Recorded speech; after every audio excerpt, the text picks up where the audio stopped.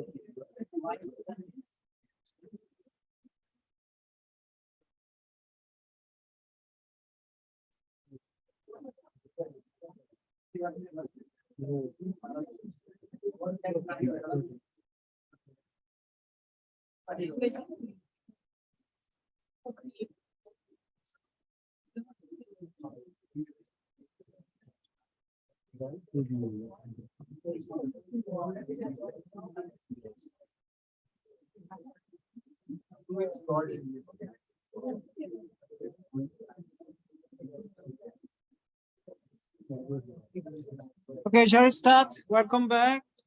First of all, let's finish the grouping. So we are 43 and we have 6 groups. So every group should be 7 except one group. So first of all, I will choose which group will have 8 people. So based on this dice. So let me go to the website.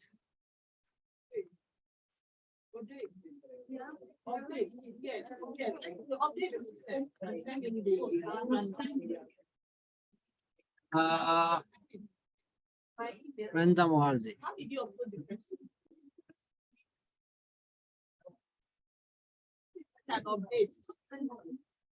Here is a dice roller. And first of all, remember Google group is 1. Yeah, and ESSIC is 2. Software as a service is 3. 3D printing is 4. Self-driving car is 5. Wearable, which one? Which one? Number 2. You mean ethics in the IT already? You have 8 between your group already. Okay, you are already 8. So good. So ethics has 8 people, so all others should be 7. So let me update it. So first of all, then let's start with ethics. Ethics is full. So let's go to the ethics. So ethics group, can anybody come here? Yes. So show, yeah, change it. So come here, yeah, in this way. You are ethics group? Yes. So you, which one? Can you give me this? Madhuri? Madhuri. Yes. Yeah. This one, Professor? Yeah, this one. Yeah. So Madhuri is ethics. Yes. And Sarah. Oh, this one. This. Yeah. This yeah. one. The next one. The next one. Yes, Professor. Sarah is Yeah. And ethics. yes. 2. Tamilola. Mm. Can you please go down? Davi, can you find your This one. Yes, this one, Professor. after Shuli? This Yeah. one? Yes. Thank you. It's the ethics. Yes. So ethics is good. Gate we are. So let me double check.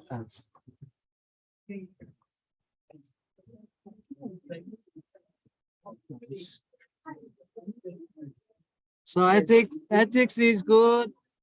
And 3D printing is good. Self-driving car is good. So let's go to the Google. Where is the Google? Please raise your hand. No. This is important, right? So let's get the sequence first. So there are 1, 2, 3, 4, 5, 6. So based on this one, I will give you random sequence number.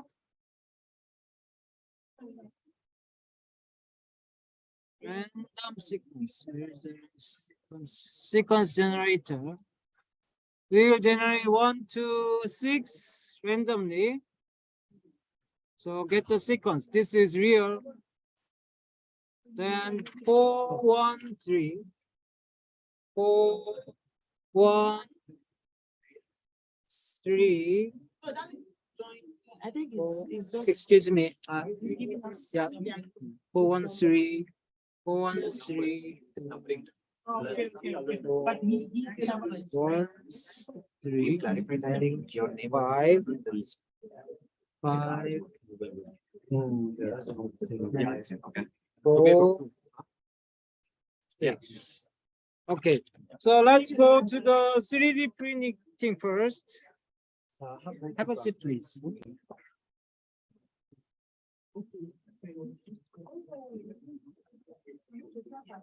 Three D printing is 7, so it's good. Somebody's name? Okay, so come here and let's fix it. Come here. So, Which one? Adeleke Samuel Yeah. is not in our group. It's supposed to be Adeseko Sumishe. This Okay. person is in another group. Is it Samuel? Yeah, Samuel, which group are you in? Google. Okay, so yeah, Google. Okay, thank you. And 3D printing. Adeseko Adeseko. Here, Sumishe. Yeah. this one. Yes, she's in 3D. 3D. Yeah. Okay. So Yeah. is it, so 3D group is good. Yeah, 7. Thank you. Yeah. Setting information. Yes.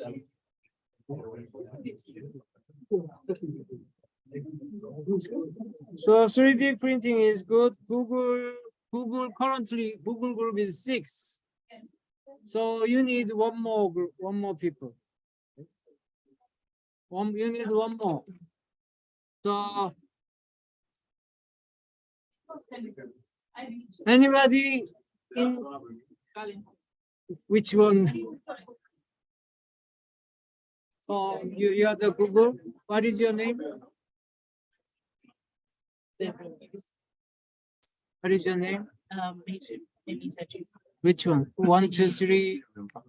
After that, yeah, look on that one. Yeah. After Yeah. Mezu, yeah. Matthew, Yeah. you are Google. Yeah.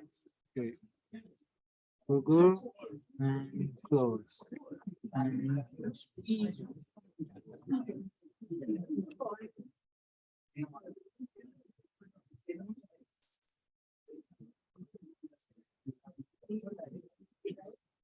so Google is okay. Number 3 is service as a service.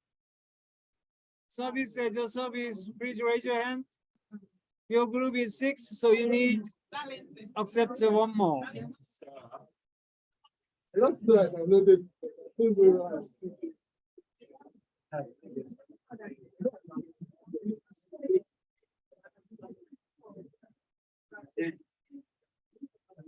So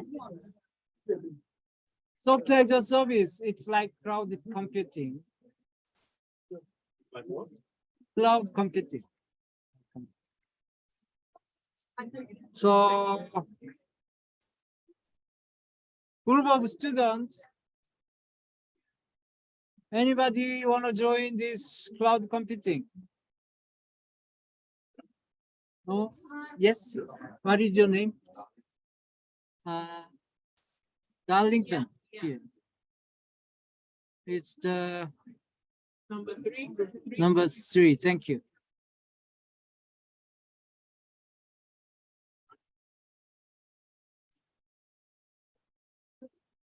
So now software service is good. And now self-driving car is good. Last one is wearable computer. So wearable computer needs 5 people, so I will assign all these. We have. We are already 7. One of us, one of the team members is online and 6 are here. So he, I have to change from self-driving. sorry, So 6 are here in our. just a second. So we fixed the self-driving car. No, I was actually in the self-driving car. So what is your name? Shashank. Shashank. Yes. But then Wearable. wearable, you are on for wearable. Then we need.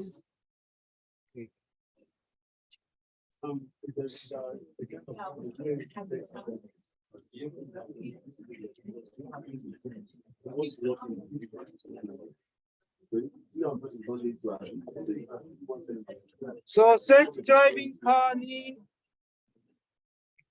Yes, yes. Self-driving car need 1 person. Anybody wanna join self-driving car? He's raising hand. And would you like to join self-driving car? Okay. Or or email on the 19th of March.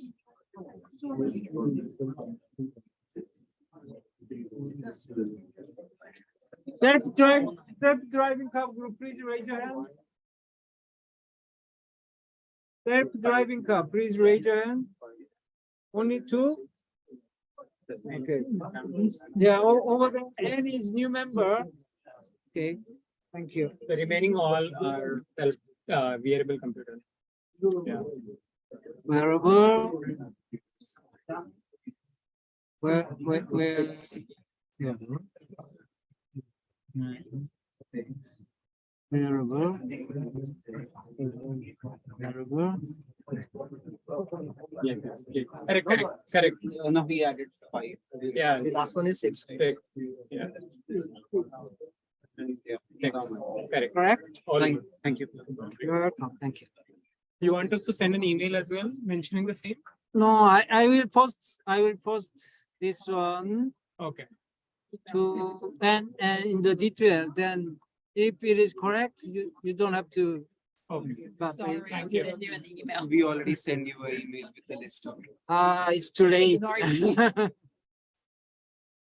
So now, thank you for waiting. So now every group has 7 or 8. Is there anybody who failed to join any group? Everyone looks good, right? Thank you very much for your patience. But this is fast way. I will post this member list in the discussion board. Confirm, please, each team.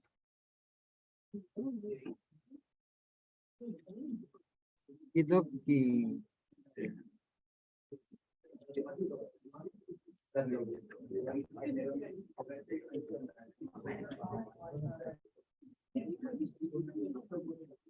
So we have 6 topic lineup.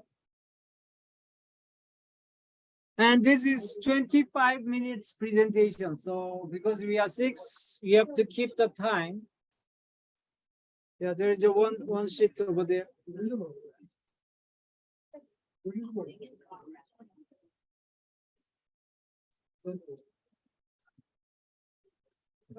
Anybody here?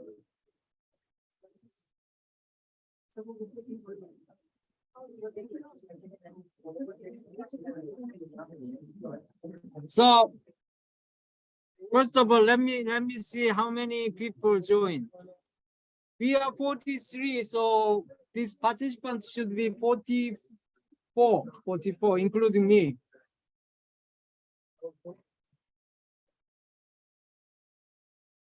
So you can.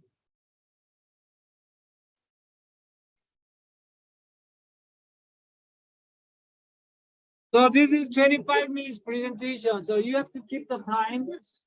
So practice it. And second, I hope you make this presentation very hilarious and entertaining, right? I mean it. And so consider using many funny commercial video and your own skit and play game, quiz, and music. The evaluation criteria is 3. First, it should be interesting, it should be easy to understand, and it should be informative. If you make it hilarious and entertaining, people will feel interesting. It's easy to understand.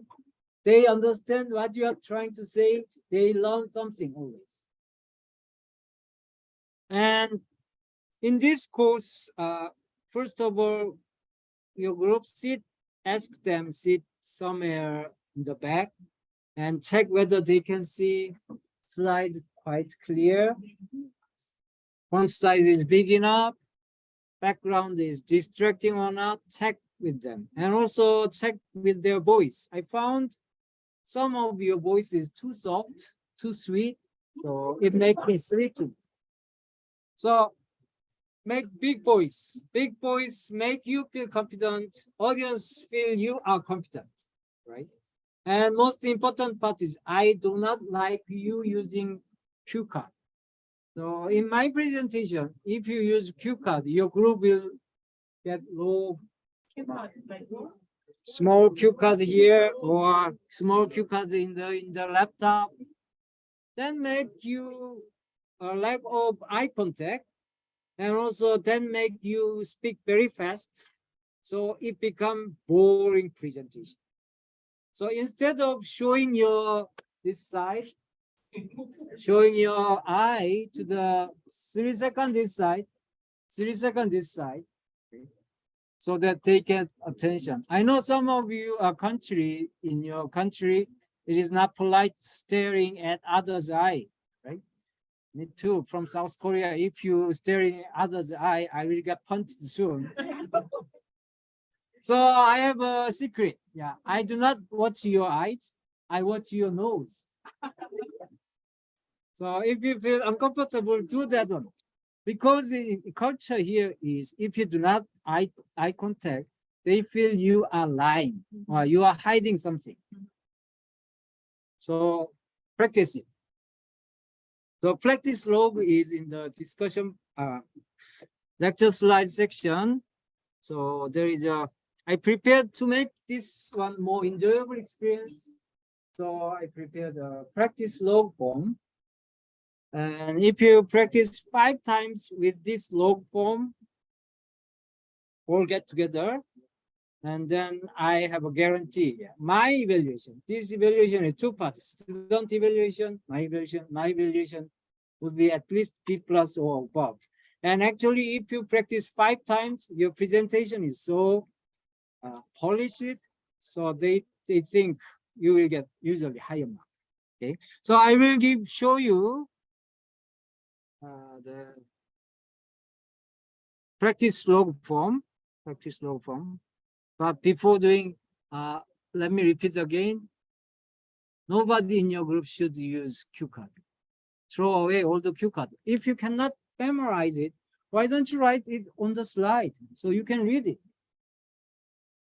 Don't hide it. So let's go to the,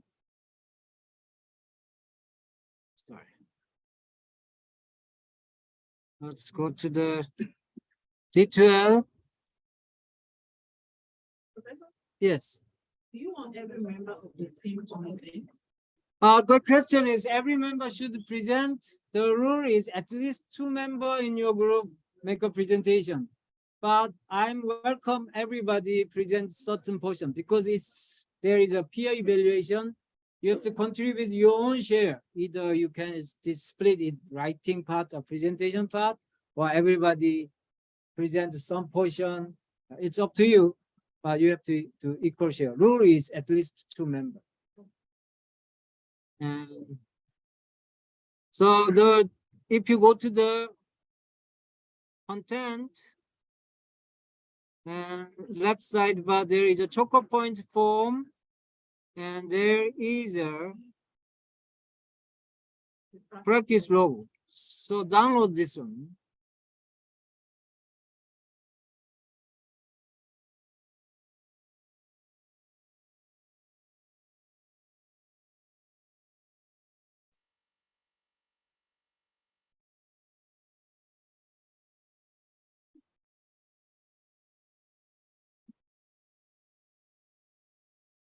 And first, here write your date and location of rehearsal and duration, because you need to keep it less than 25 minutes. So usually prepare 20 minutes, and you can take question and answer. It will make 25 minutes.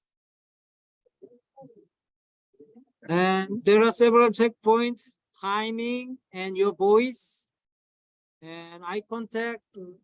So you just say yes, no, each practice. And there are many, and especially here, presentation is done without cue cards. So checkpoint and write down here what can be improved in the next rehearsal. Then write all participant signature. I know some of you are slackers, then they will not come here, then do not let them sign here. So fill 5 page, meaning full dressed up rehearsal 5 times, then this presentation will be much better and polished. And let me give you an example of previous presentation. They did some act, skit, and they did matrix. They did Jeopardy game.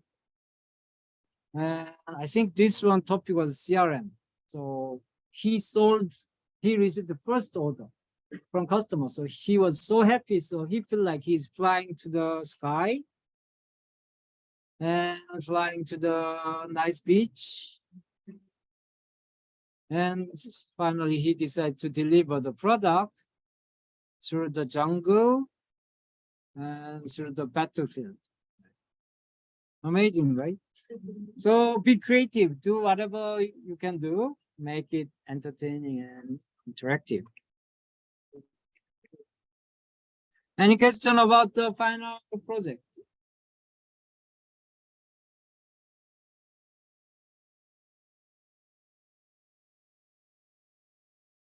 Before doing second topic, yes. So we have selected topics.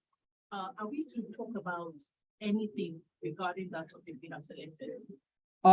Yes, good question. If you read the outline, page 8, it shows you marking criteria. So most important part is the opportunity and recommendation to the manager. And also there are a few, you have to use at least one framework and show market share in a dollar value. So you have to meet those things so that you can get. Good question.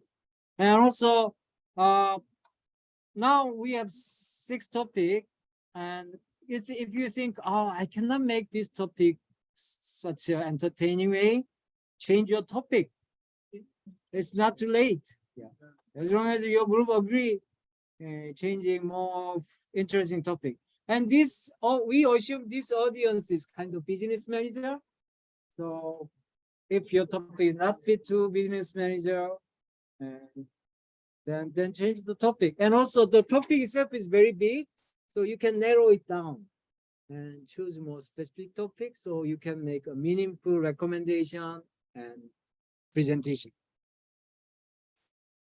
Assignment 1 is due before the class, right? So let me test whether you did assignment 1 very well. So form a 3-people group. 3-people group. So form a group with the neighbor student. Okay. So then we will do the Kahoot game. So Not the people we did the assignment with. no, it's not related to your project group. Just your name with neighbor student. So,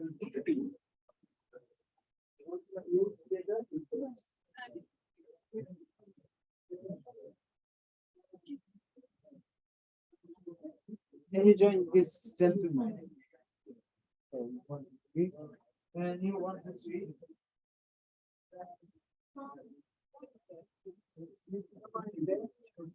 Plus, if you don't, plus one of them. Well, then I hope you don't get on that. together.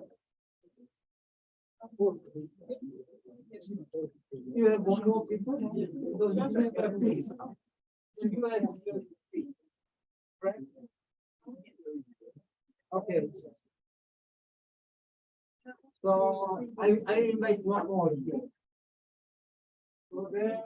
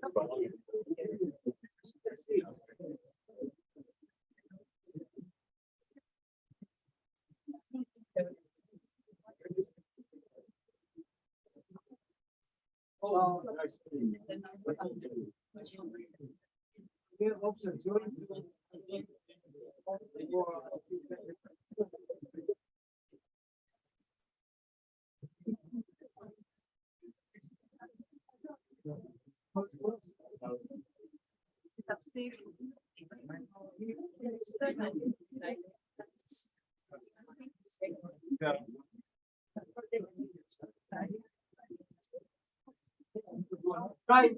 So what we are going to do is how kids, but it's a group kids. Group kids, so only one of you join to the Kahoot and make an answer. Make an answer on behalf of group. And the question is appears and you have 5 seconds discuss with other group. And let me check whether there is a 2 remote students.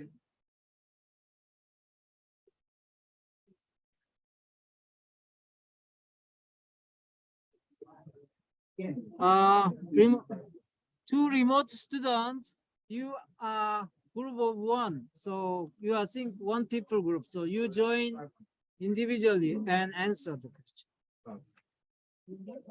Question was selected from assignment 1. Okay.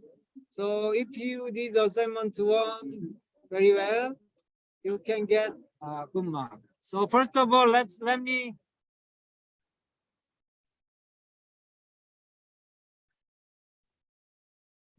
so only one of you joined the Kahoot, right?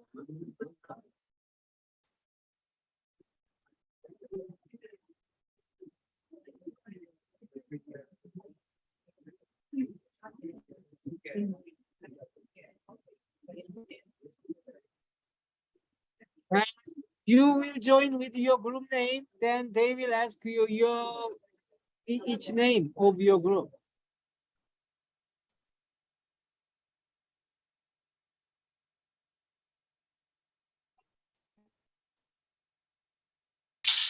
What did you say the remote students should do?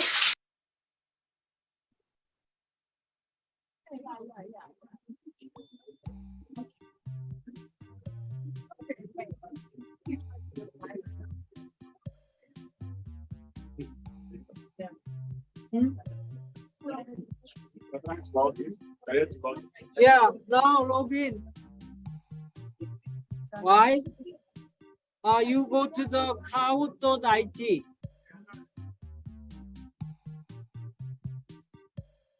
I'm sorry, I don't understand. Do you have? Yeah, kahoot.it. Kahoot.it. Just one of you in your group join and write your name. SOM.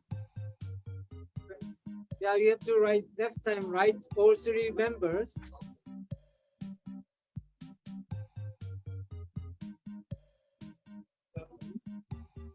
Remote student, you need to join by yourself.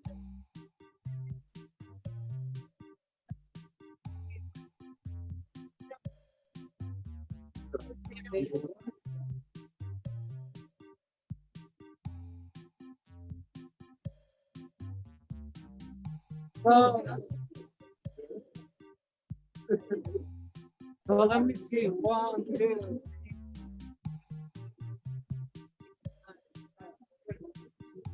4, 5.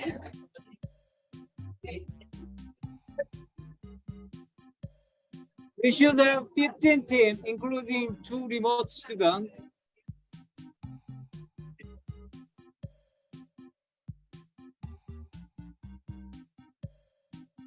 So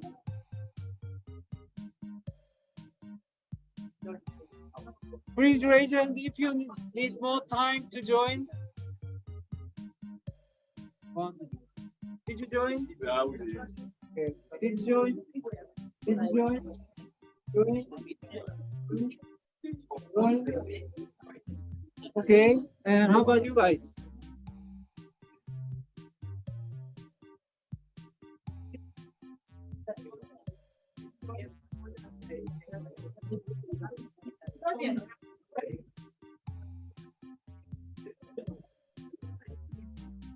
Remote student, anybody needs more time? We did one team. They already joined. Thank you. So we One are team. 14 people, and top 5 group will get 1 choco point. Five. No, 1.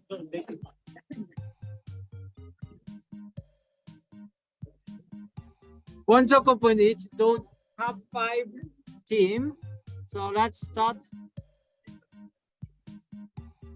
So first question appears and you cannot answer until first 5 seconds. So you can discuss, and as soon as the time starts, then start. Okay.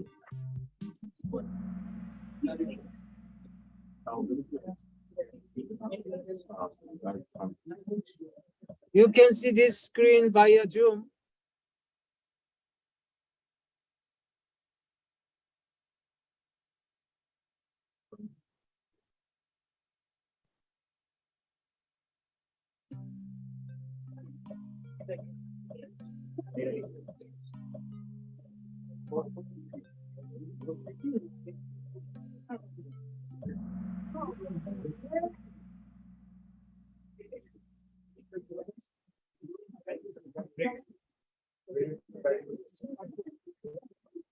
The premium baby.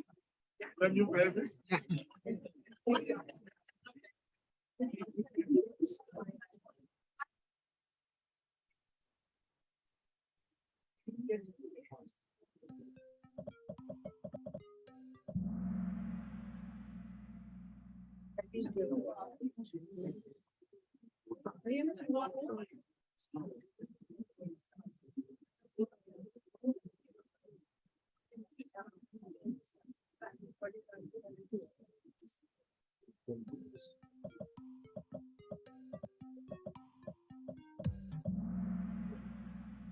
Yes, I did. This with that. So,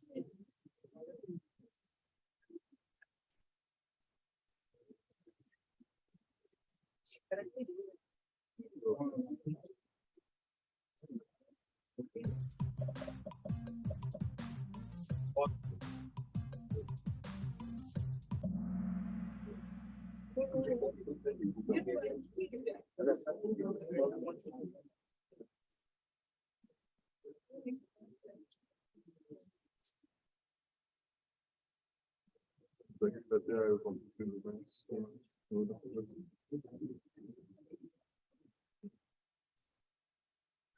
Yeah.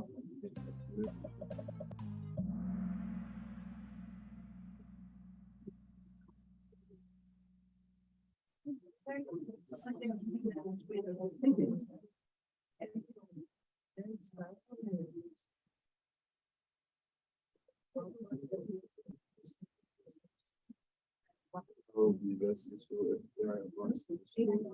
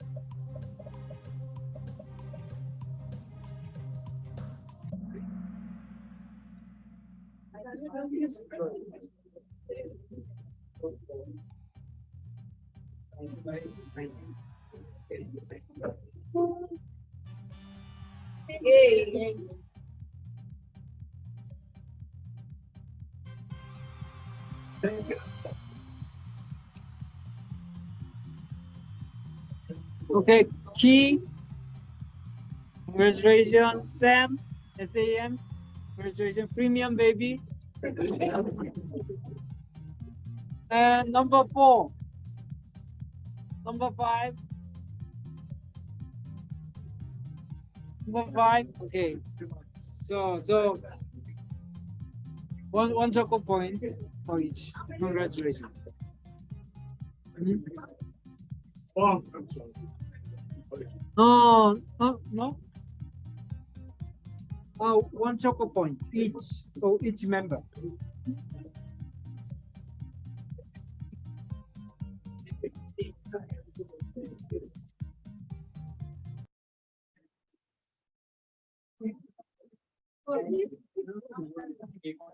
So we will do sharing keys a little bit later because you did CRM assignment as well.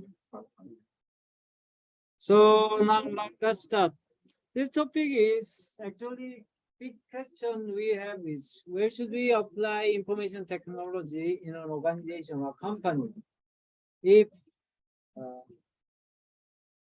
offline computer is always good, but we have limited budget, limited money, limited people. So you cannot do all at once. So we need to prioritize the sequence, right? So we want to review what area we should apply. What is the most important and more effective area? First area we discussed is the reviewing those emerging technology like Copilot is changing the world. So we have to review and apply that. Yeah, that's first one. And today we will use another different lens using competition framework. We will discuss 3 areas to apply computer data, increasing switching costs, increasing entry barrier, and improve highest added value activity. So we'll discuss it. So first, let's discuss a few competitive framework. Before we start discuss framework, let's define what is the competitive advantage. What is the competitive advantage? Many people think common sense definition is usually like this. If my product or service is better than competitor, we usually say we have competitive advantage. That's the common people's definition, but economists have slightly different definition. Economists define a little differently.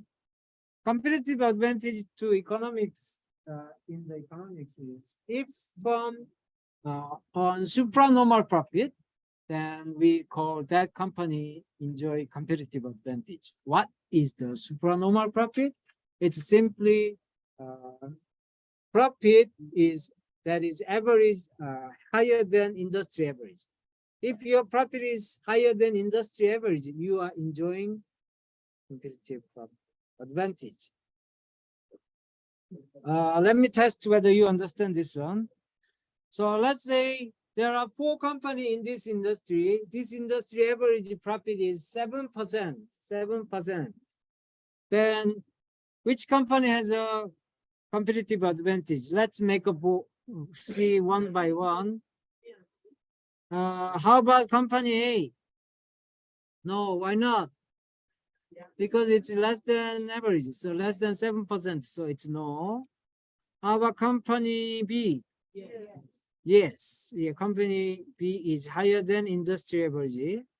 How about company C? Yes. Company D? No.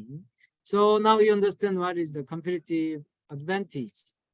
Then you might wonder, our common sense definition, right? If my product is better or my service is better, it is likely we will have a higher profit. Yes, that's true, but some occasion, even your product is worse than your competitor, your price is higher than your competitor, you can still enjoy competitive advantage. We will discuss that kind of example in this class.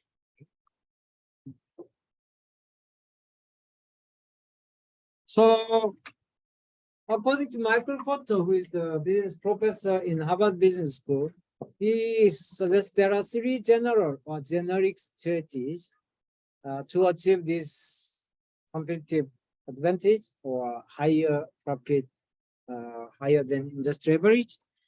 There are 3 ways. First, low cost leadership. If you can produce same product at a low cost for whatever is way, then you can earn higher profit, or you can make your product different. So you can charge a higher price. That's another way. Another way is select your target customer. Then within that, you can make a low cost leadership or differentiation. For example, this is low cost leadership. You are here and your competing company's cost structure is here. So if your cost is, this blue color is your cost is lower than your competing companies. Then if you set the same price level, then this purple area, your profit will be bigger than your competing competitors. So you can achieve this higher profit than industry average. For example, those OPEC country, Middle East countries, production cost of the gas, oil is way cheaper. Those produced in Norway or those in Canada, those shale gas producer, their cost of producing oil is way more expensive. So if you can produce same product at a lower cost, it's strong weapon to compete others, right? If you, sometimes you can kill your competitors, right?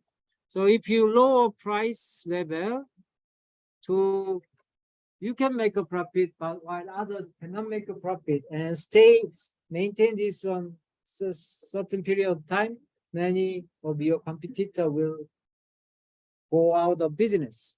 Yeah, for example, last few years, the gas price going down.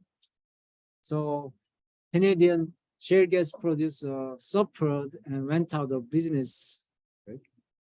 This is very powerful, but it's very difficult to achieve because everybody want to reduce cost. So it's very difficult unless you have some geographic advantage or specific technology. That's the cost leadership. Second way to achieve is differentiation.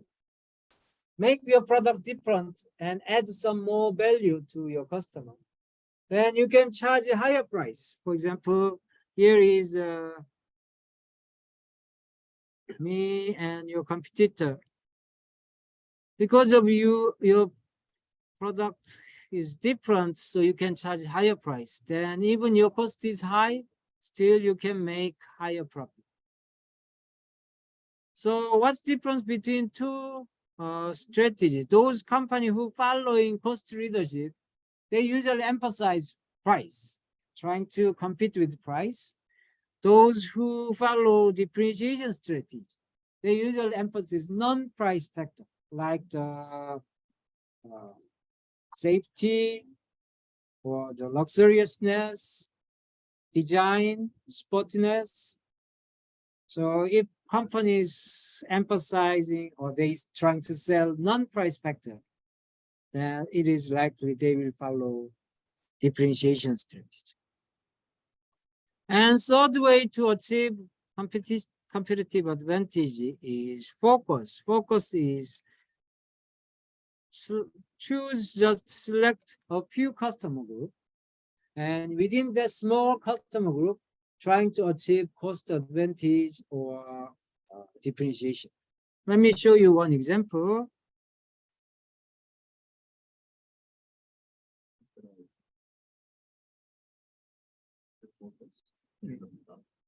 Focus. So let me see.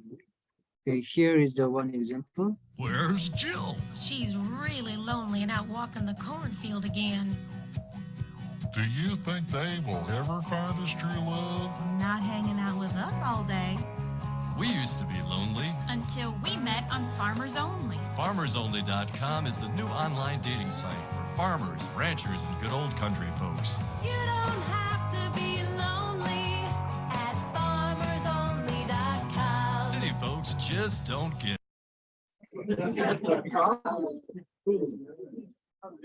They did not change the product. They just narrowed down customer. So it makes difference. How about making online dating site for MBA students? So that's the focus. One thing you need to notice is the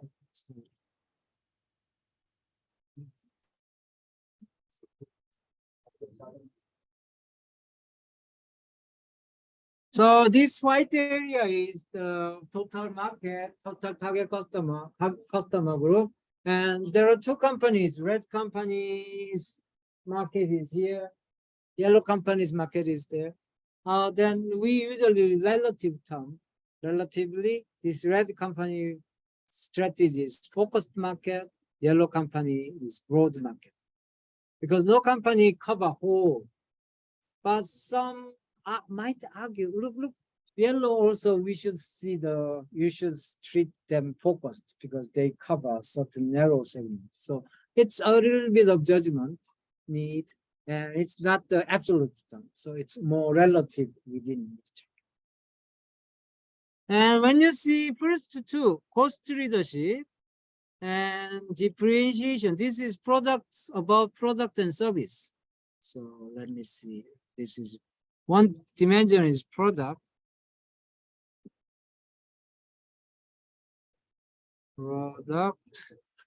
and service. Whether you will make a differentiation or, and the other dimension is the third one, focused, is about customer group. Customer.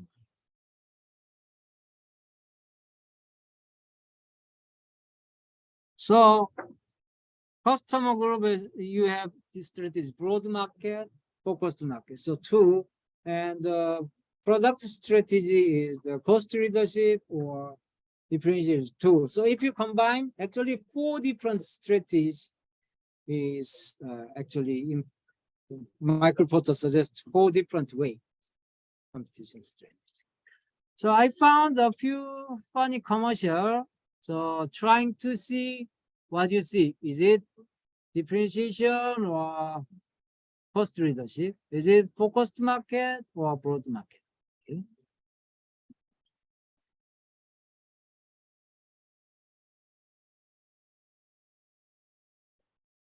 Let me see. How about this commercial? What?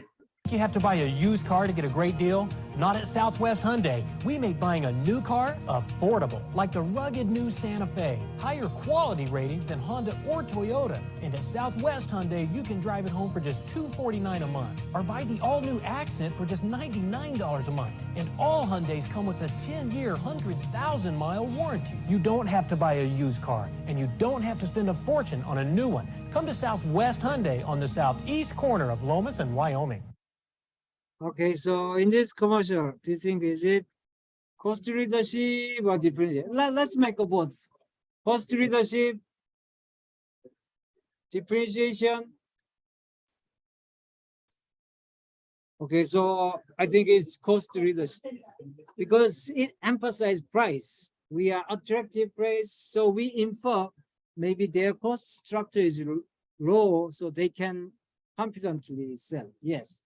I disagree. I think that because to the customer, in the long run, it's going to be more expensive than if you are paid the full price at once. So when you do this monthly installment, what you pay in the long run will be higher than what you have paid if you are paying a one-off payment. Oh, I see. What you're saying is rather than purchasing pay in one time. Yes, it's going to be rather cheaper, than it's going to you be less than- pay monthly, then Yes. you pay more. Yes. So maybe you study finance, correct? No, not study finance, but that's normal thing. Yeah. If you are paying monthly installments, by the time you complete the payment, it will be more than what you have paid if you have made a one-off payment. Right. So it's not cost leadership. They're not offering a lower price. Yeah, but in this environment, people hardly buy cars with cash. Everybody does Yes. monthly So installments. they charge more in after all to the customer. But that's not what I'm saying. They emphasize price. So that means their price is attractive than other competitors.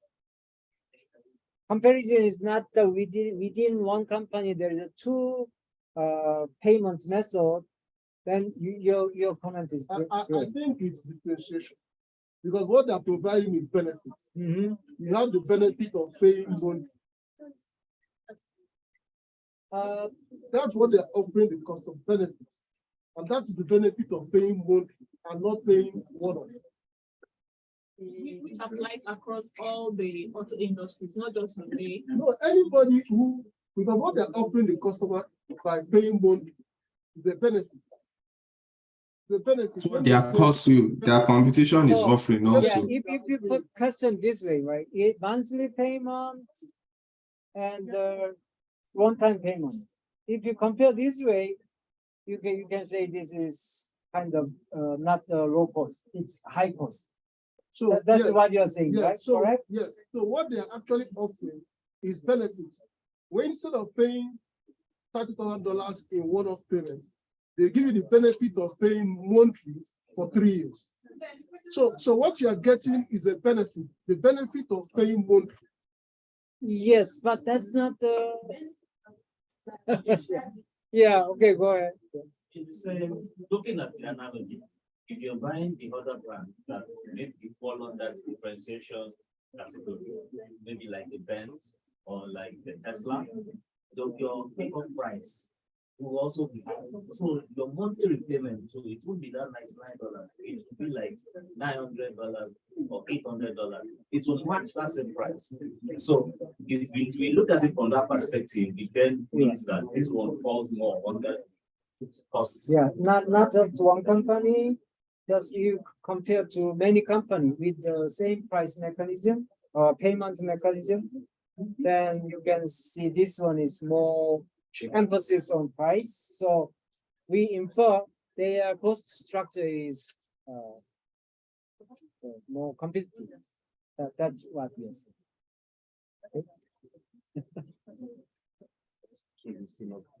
It's not good. Yeah. So, yes. Okay. Yeah.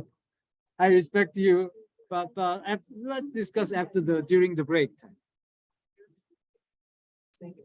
Okay. So, and then how about this? Is this focused market or broad market? Broad. They show many diverse product lines, so we infer they are targeting broad market. Okay. How about next example?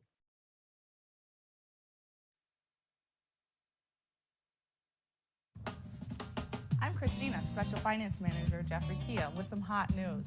If you need a loan, pick up the phone and call me, 586-296-1300. I'll do whatever it takes to put you into a new Jeffrey Kia, even if you have bad credit or no credit. I'll get you the loan as long as you have a job. Get a Rio starting under 12, a Spectra under 13, or a Sportage under 16. Just pick up the phone. I'll get you the loan from Jeffrey Kia. How about this one? Is it cost leadership or differentiation? Differentiation.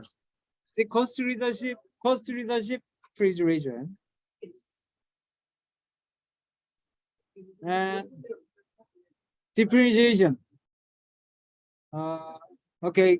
I think, yeah, this is cost leadership because they emphasize price, not trying to their products and they emphasize price rather than emphasize for product quality or product attractiveness. Okay. And Sorry, can so I it's chime broad in? market or focused market? Focused. Is specific the target for those who have marginal credit, but have a job. Okay, so it's focused. Don't mix up with the customer group, customer dimension, and product. So let's try to do one more thing.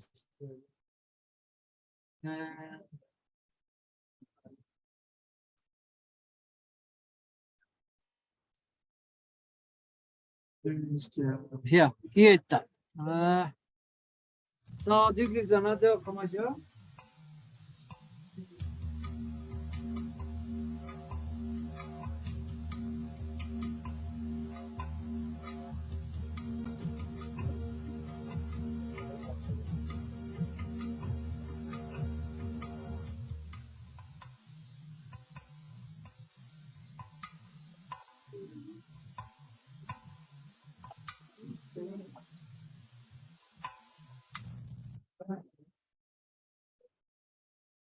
So is it cost leadership or differentiation? Differentiation. They never mention about price. They compete with non-price factor. Okay. And is it focused or broad market? To me, it's not clear based on this commercial, but some students suggest it's the broad because they targeting like those customers who like design, those customers who like sportiness kind of thing. But it was not very evident to me. So how about why It focus differentiation focused on the small market. price targets a larger, when you do low price, you target a larger. But when you are doing differentiation, you are looking at a smaller market. Smaller market, Yes, a focus market. You have a differentiation, you target a niche market. but in this commercial, you cannot tell whether it is really focused or broad market. Yeah, They are targeting, of course, they are targeting high income zone, but still it's broad. I think it's for developing countries, it's focus group. For rich countries, it's growth. Okay, that's another way. But anyway, I cannot tell exactly. There are not very clear evidence from this video whether it is focused or broad. From this commercial, huh? From the brands that are here, Mercedes, those are not markets for everybody. But They are- high income group. Yeah, so that group is a small group. But That's why it's supposed to be focused. but that one is still broad. Even those, if you, good question, good point, right? If your income, if you cut it income, then it means there are many quite big population. As I told before, broad and focused is a judgmental one. But if you cut it using the just income, it includes many big amount of chunk of market. Let's see the other one. The other one is more clear.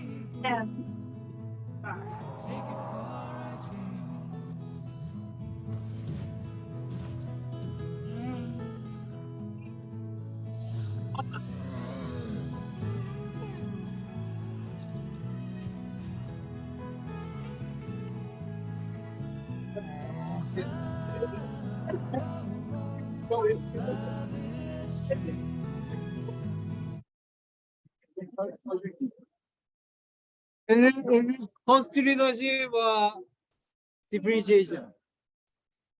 Differentiation, right? They and also it just focus one character, power. So this is example of the focused market and differentiation. So I hope you understand that part. So that's the about 4 way to achieve competitive advantage. The other one is 5-force model. Microphoto also suggests 5-force model. So let me ask a question. How many of you are familiar with Annika Sorenstam? Annika Sorenstam. Annika Sorenstam. Golfer, woman golfer. She was my favorite golfer in early 2000s. She almost conquered every women's league. Also, she was very pretty. So I will show you. So, look, she's very pretty. She conquered women's league, so she jumped in men's league as well. But she was not successful. So after he missed the cut at the second round. I don't think she was that bad. She was very good, actually. But the men's league and women's league, there are rule of competition is different. Meaning, course length is much longer. So she had to use long iron rather than short iron, while she was very good at short iron. So what I'm trying to say is, if you want to jump in, enter a new market, or new industry, or if you want to increase your production capacity in existing market, you better look around your competition environment, whether your environment is favorable to you or unfavorable. In other words, Is it highly likely you make high profit or low profit? So people asked, is there any tool to help me to make that kind of decision, go or no go? And microproposal suggests, look, there are 5 factors influence your potential profitability. So why don't you review those 5 forces? Then you will have pretty good idea whether you can go or you better not enter. So let's see that 5 forces. To see the 5 forces, let me invite you to fish market.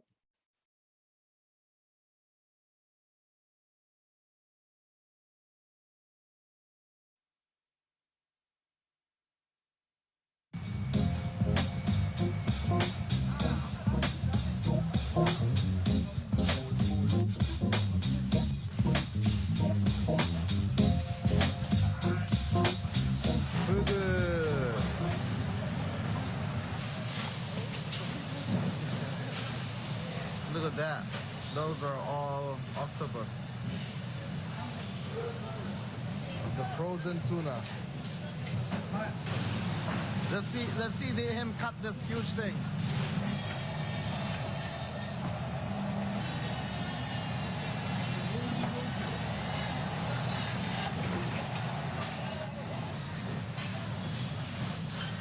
This looks beautiful, eh?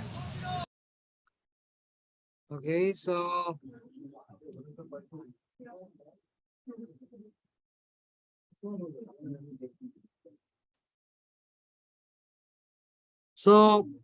let's assume we are in that tuna market. I own a tuna store, so I'm the farm. And there are 5 different forces influence my potential profitability. One of them is your neighbor fish store in this fish market. We call it competitor.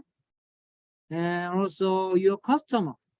Characteristic of your customer influence your profitability. And your supplier.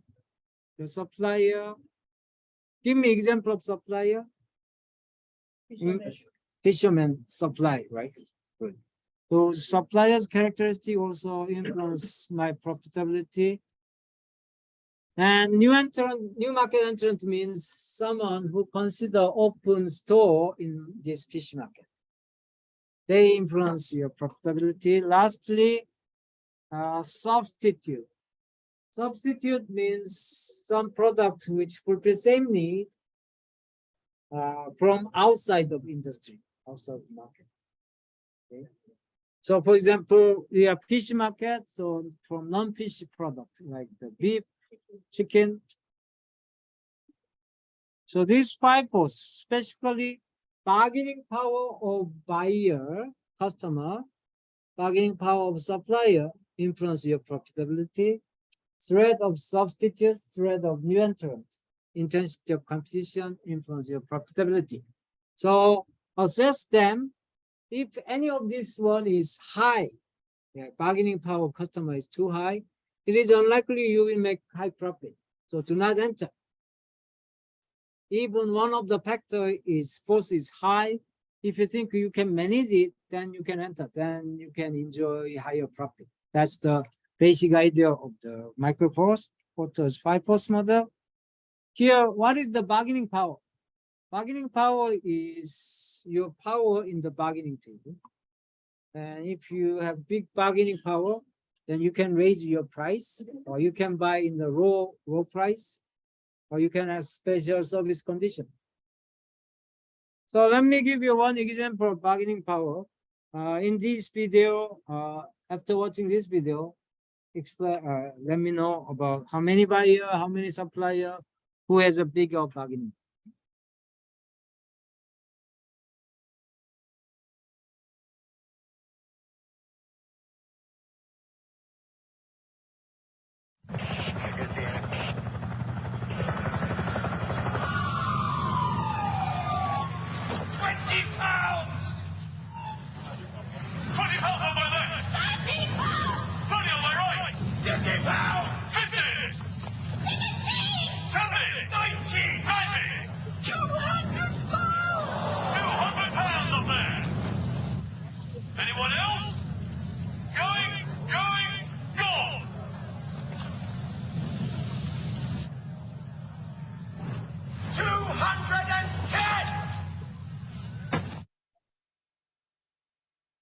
Yeah, that's from.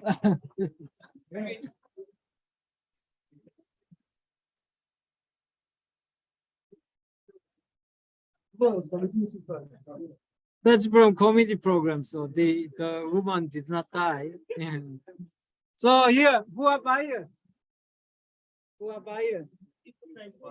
People trapped in the building. How many buyers? 5. Many.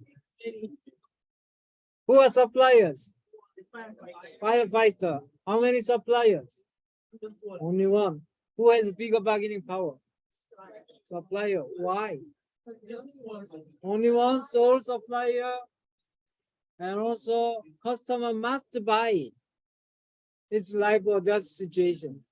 So you know what is the bargaining power. So let's see one by one. Buyer. First one is customer. Buyer means company who buy material or product directly from me.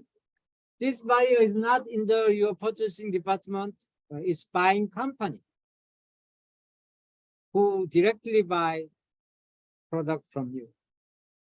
Who buy consumers who buy my products through the distributor. They are not our buyer. Okay. And buyer's bargaining power is high in some situations. So first one is, let's say, what is your name? Darlington. There are two roles. One is the wife, housewife, and restaurant owner. Which one would you prefer? Restaurant owner. Okay. Then, what is your name? Yeah, Gladys. Please be housewife. Housewife and restaurant owner. Who has a bigger bargaining power in case of tuna store? Yeah, let's make a vote. Restaurant owner, housewife. Is she rich? Look, so as you see, because restaurant owner, why? Buy volume, buy big amount, right? But housewife usually buy once in a blue moon, the big tuna. Right? So purchase volume matters. So if purchase volume is high, their bargaining power is big. Second, I'm selling white tuna and many other stores selling white tuna, then buyers bargaining power going high because they can go many different where to sell, to buy the same product. And third one is whether product is important to my buyer, like restaurant owner. Let's assume restaurant owner buy tuna to serve their customer. Then tuna quality will be directly related to restaurant quality, right? So in that case, this restaurant owner, Darlington, hesitate, take risk. Even my next store offer 50% discount. Darlington will be hesitating accept that kind of thing because if quality is going down, then their restaurant quality, they're a big complaint, right? So that's the one. So to the contrary, Darlington is buying tuna to feed the pigs in their home. Then maybe next store offer big discount, Darlington might take it, right? Because there's a less chance it's not very important to them. And last one condition is backward integration. Backward integration means merging supplier side. Merging supplier side. Merging supplier side. Merging supplier side. So restaurant or Darlington think I'm making very high profit. Then Darlington starts thinking, why don't I open my own tuna store? If that thing happens, I will lose big customer, and I will have stronger competitor. So if there is that kind of possibility, I must treat Darlington very well. So in that case, buyer's bargaining power going up. There is a possibility of backward integration, buyer's bargaining power going up. Okay. Let's move on to next post. Next one is then how can you manage buyer's bargaining power? By the way, let me know if time is on, then I will take break. Yeah. Yeah, it's the breaking time of fasting. Then let me know, then I will start break. So what can you do if buyer's bargaining power is high? Then it is unlikely we will make a profit. Then what can you do as a manager? You have to manage your trying to increase switching costs. As a manager, you have to increase switching costs. Switching cost is cost of switching supplier.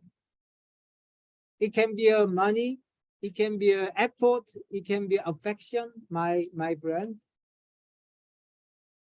So depending on the cost associated with switching supplier, or cost can make customer reluctant to switch other supplier. One of the example is keyboard. Let me ask a question. How many of you use QWERTY keyboard? QWERTY keyboard. QWERTY keyboard means if you see the second row, it starts with QWERTY. Can you check your keyboard? Yeah. Are you using QWERTY keyboard? Yeah. Anybody use non-QWERTY keyboard? Unless you are using French keyboard. So all of you use QWERTY keyboard. But the original keyboard layout, when typewriter invented typewriter, keyboard layout is not like QWERTY. Can you guess what was original layout? Normal ABCs all the way to Z. ABCD, yeah, alphabet sequence. Yes, correct. Who said alphabet sequence? Yeah. 2, 1 chocolate, please. So people starting typing alphabet sequence. Once get used to that layout, they start typing very fast. But at that time, it was a mechanical typewriter. If you push the keyboard, then corresponding hammer hit this black ribbon and it imprinted. So what's the problem? If 2 consecutive hammer hit together, it often creates jam, malfunction. So a lot of complaint happen. So typewriter inventing company decided, okay, let's change the layout so that it's less frequent, those consecutive hitting, so we can make stable product. That's the output of this QWERTY keyboard. QWERTY keyboard was developed to reduce those malfunction or to reduce the consecutive hammer hitting occasion. We are using electronic keyboard now. So there is no hammer things, no malfunction. Should we keep using this QWERTY keyboard? Dvorak is a scientist, argue this is bad product. This is bad product. Let's make a new one. So by reviewing tons of documents and many experiments, he finally developed this Dvorak keyboard. Dvorak. Can you see Dvorak keyboard center is started with A, O, E, U, I. All the vowel is in the center left finger. We type vowel very often, so you don't have to shift. So based on this one, they argue if you use Dvorak keyboard, you can type twice faster than QWERTY keyboard. Twice faster. And also, you can try it because it's software. You can download it for free from Dvorak website. All you need to is using paper tape, change the keyboard label to fit this. Let me ask a question. How many of you are willing to switch to Dvorak? 1, 2, 3, 4. Only 4, right? Which product is better product? Dvorak is twice better, but still you are willing to stay with the worst product. Why? You are not getting used to it, so you have to get used to. Okay, so it takes time, training, effort. These are switching costs. So what is the lesson here? As a business manager, you have to find a way to build the switching costs so your customer will stay with you forever, even your product is worse than your competing product, or your price is slightly higher than your competing product. So what can you do using IT in making this switching cost? Yes. So to manage this switching cost, I'm supposed to make it higher. Yeah, higher, higher. Making higher, then customer will stay with you. Yeah, but is it dependent on you or dependent on the computer? It's customer the switching cost. So if you can build the switching cost to customer, then customer wanna switch, then they need to pay cost. Either it is effort, it is time. So they will stay with you. Did I answer your question? Absolutely. So another example is first, I know WestJet is provide a little better service and price is a little lower than Air Canada, but I keep looking Air Canada first because I already accumulate air mile with them. Yeah, that's one example of switching cost. Air miles, yes. Air mile is one example. Is there anybody working in the Bank of Montreal? No? Not yet. No. Okay, so I want to blaming about the Bank of Montreal. I am using, my bank is Bank of Montreal, but I didn't like Bank of Montreal. Sometimes when I get the mortgage, they trying to charge me higher mortgage rate. So I had to visit all other bank and find the attractive rate and see, I want to move, then there's, oh, no. I will match you. So that thing happened several times. So, okay, I want to change it. I want to switch my bank. But on the second thought, I give up because I registered all my bill in this Bank of Montreal. And if I switch, then it is likely those suppliers bill twice sometimes or skip the bill. So eventually I have to pay more. So I didn't want that kind of vessel. It was other country, if it is more efficient, but in Canada, it takes time, right? Changing those administrations. So on the second thought, I decided to, okay, I'll stay with the Bank of Montreal. Right? So that's one of the example how we utilize this e-billing is a role of the switching. Does it make sense to you? Great.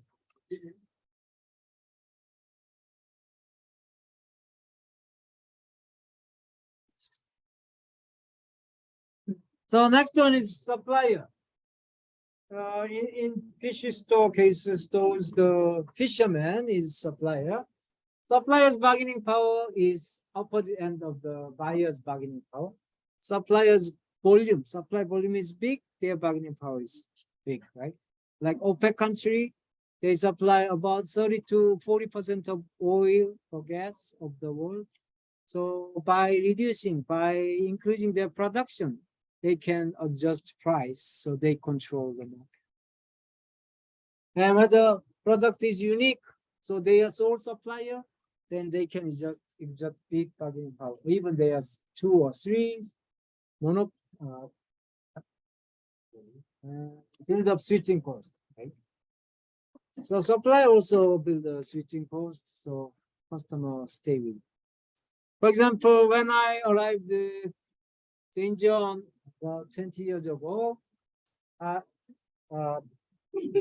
23 years ago, or not 23, 18 years ago. I arrived Canada 23 years ago and stayed Vancouver for 6 years and moved here. By the way, I needed internet, so I made a contract with Rogers. Then next day, I found much better deal from Alliant, Bell Alliant. Nowadays, it's Bell Alliant. So I called in to Rogers, can I cancel? And they said, oh, you made a 2 years contract. So if you want to cancel it, you have to pay huge penalty. So, okay, I'll stay with you. Then it's been 18 years. That's another example of so by making long-term contract, they kill my flow. And another one is this forward integration. Forward integration means merging buyer side. Merging buyer side. The fisherman is supplying tuna to me, but fishermen think I am making too much profit. Then their natural thinking is, why don't I open their own tuna store? Then what happened? I lose very good supplier.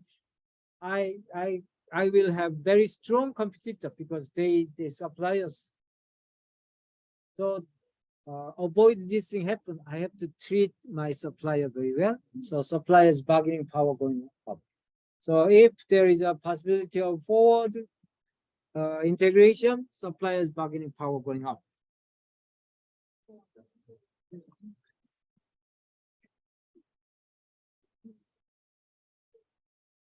So what time was it? Was it 40? So we'll have 15 more minutes, then we'll have break. So if you want to go watch them, go and come back. So what if let's assume there is a strong supplier's bargaining power, what can you do? One strategy is finding alternative source of supply, then control or make a long-term contract. You can control supplier's bargaining power.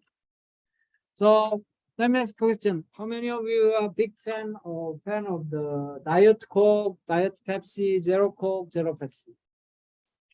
A few of them. Good. Me too. I'm very conscious of my weight. My wife really asked me, don't drink regular Coke, while I really like it. So anyway, to make those Diet Coke or Zero Coke, you need so-called aspartame or NutraSweet. But the Monsanto company is the only company who produced this NutraSweet for several decades. Because Monsanto is sole supplier, Coke and Pepsi buy a lot. The supplier's bargaining power is too big. So Monsanto do not deliver enough amount of this NutraSweet or sometimes delayed their delivery. So Coke and Pepsi decide to control this supplier's bargaining power. So they approach another chemical company, ABC. And look, ABC company, we consume huge amount of the NutraSweet. So if you build a factory, you will make a fortune. Finally, ABC company was persuaded, say they build a factory and they start producing NutraSweet. Here is the question. Let's see, question is,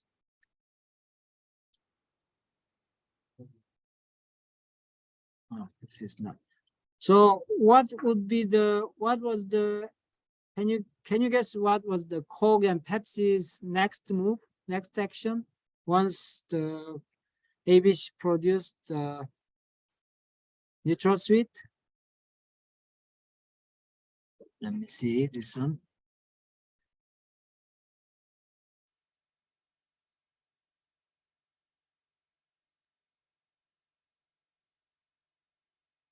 Everyone.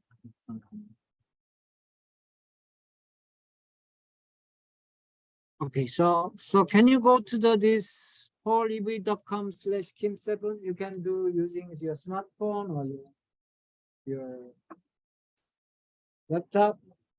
Trying to answer this question. Now, ABC company produced the Nutraseed before Monsanto was the sole vendor. So now what would be the Coke and Pepsi's next move?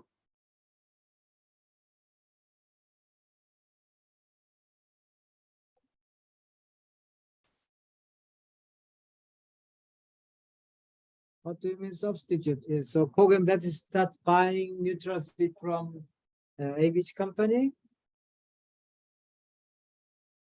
They change the supplier, renegotiate with Monsanto. I'll give you 30 seconds so you can make a guess.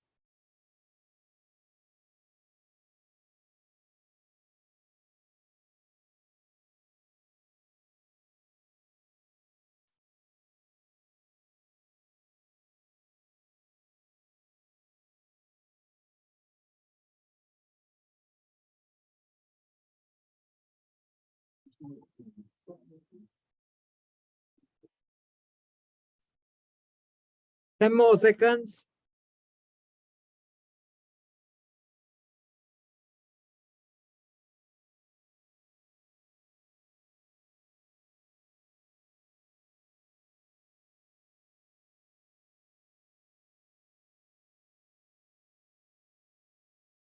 Okay, so let me tell you what happened. Once ABC company produced Nutraseed, this Coke and Pepsi went back to Monsanto and renegotiate their price and make a long-term contract at a lower price. Clever, right? Then what happened to ABC? Coke and Pepsi now understand importance of having second supplier. So they placed a minimal order so ABC company can survive. That's the business world. Right? Third factor is substitute. Substitute is definition is a little tricky because definition is same need, fulfill same need, but product should be from another industry. This is important. So when you do substitute, you have to first check which industry am I analyzing. So if you analyze fish industry, non-fish can be a substitute. If you analyze cola industry, then non-cola is the substitute. But if you analyze soft drink industry, then those non-cola also competing product. And threat of substitute is usually very big. So sometimes it kills the whole industry. Let me give you an example. Let me ask a question. Please raise your hand if your home has a Britannica district encyclopedia. Yeah, a few of them. Great. Thank you. When I ask this question, about half of the class usually. It was kind of symbol of intelligence. Right? All the middle or upper class home has one set. But nowadays only few. Why? Because people do not read the encyclopedia. Go and Google. These days, ChatGPT. So it kills the encyclopedia market. Let me ask a question. How many of you use camera with film? Filmed camera? 4, well, a lot, 5. How many of you use this digital camera? Believe it or not, film industry was one of the most prosperous industry because only 4 countries in the world were able to produce film. So this was so high tech. This is kind of money gold maker. But this market is gone because of digital and internet and computer stuff. So if you think there is a big threat coming in from substitute force, you better run away because sometimes it kills your industry.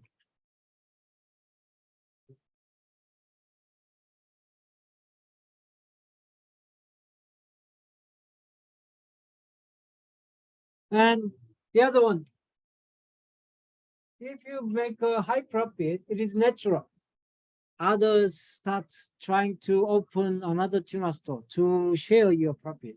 So as a manager, your second priority, first priority is increasing switching cost, customer switching cost. Second priority would be and make an entry barrier. So make it difficult to others to enter your market.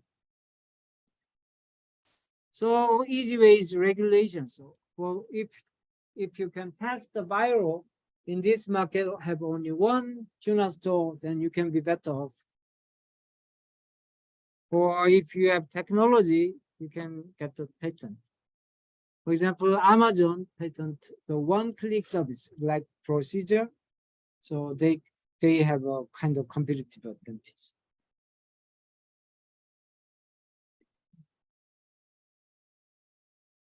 The other factor is competitors, right? If competitors are roughly equal in size and power, then intensity of competition is high, so it is unlikely you make high profit. Or industry growth is slow,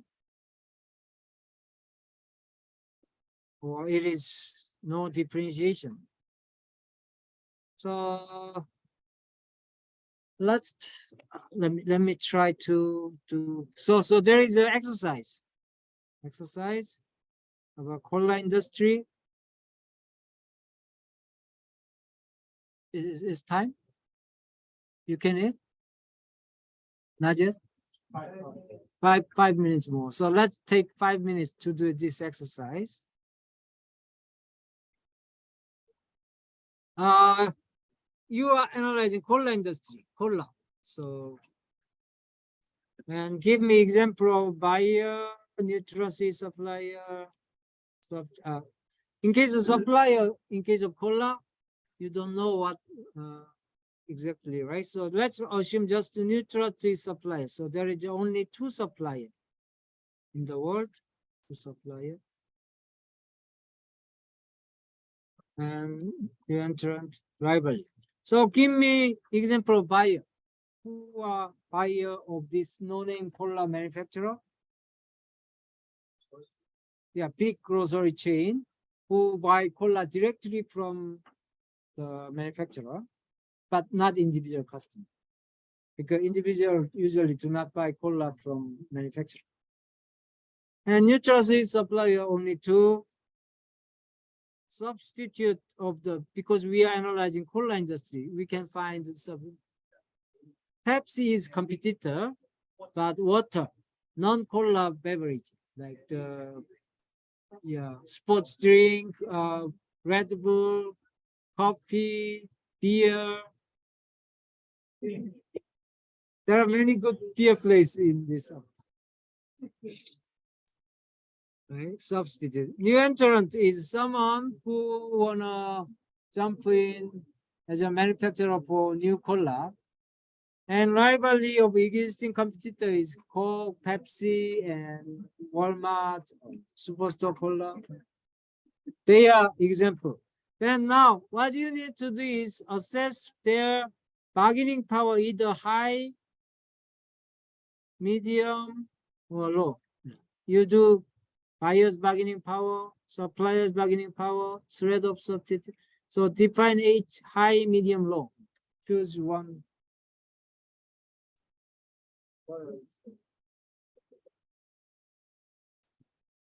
Buyer is high, one. Buyer's bargaining power is high or medium or low.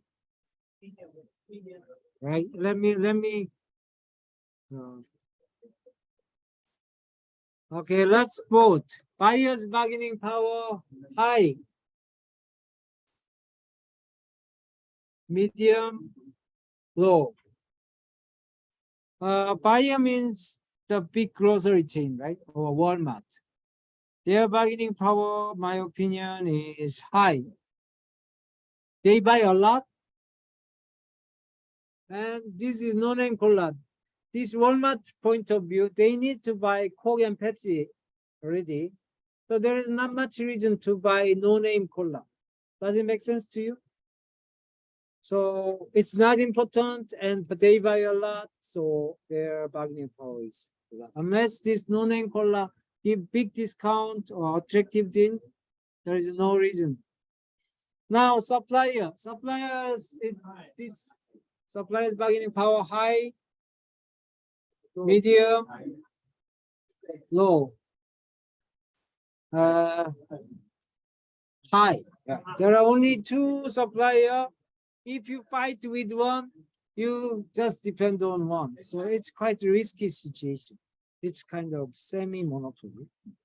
Substitute this time Red Bull or sports drink. So threat of substitute is high, medium, low. I think it's, my opinion is high. 5 years, until 5 years ago, I'm really cola lover, so I thought it's medium. But many students argued, look, we avoid cola because we want to pay attention to our health, so we drink more. So I changed my mind. New entrant means someone who trying to make a low. Yeah, it's low because there are big giants fighting each other, so it's very difficult to make a profit. Liability among existing competitors is high. So two big giants spend tons of money and spend advertising. So even one high means less profit, low profit, right? And this assessment say high or high. That means do not enter this market. It's not attractive. It's unlikely you will make high profit. That's how you utilize this framework. And one lesson is, where should we apply information technology? Two areas. Important area. First, increasing switching cost. Second, increasing entry barrier. Okay, let's take a break and let's take 20 minutes.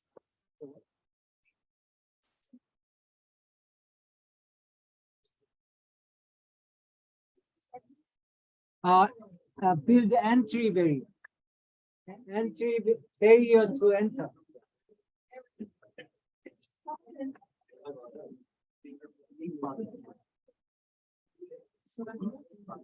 So let's resume.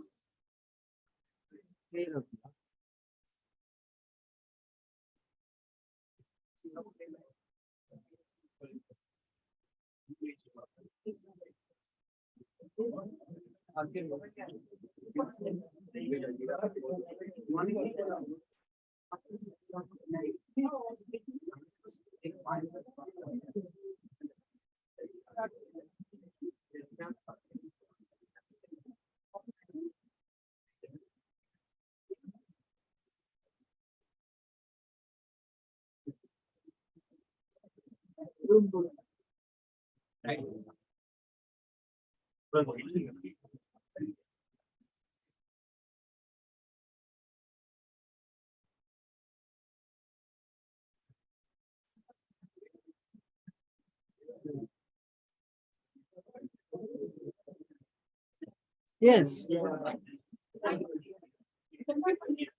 Yes.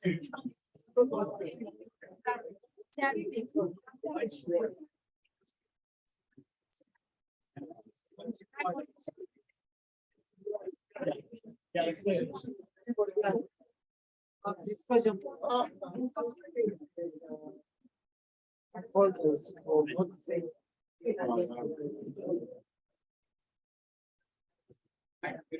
To catch about the final project, this is online, it's basic, that's the product already.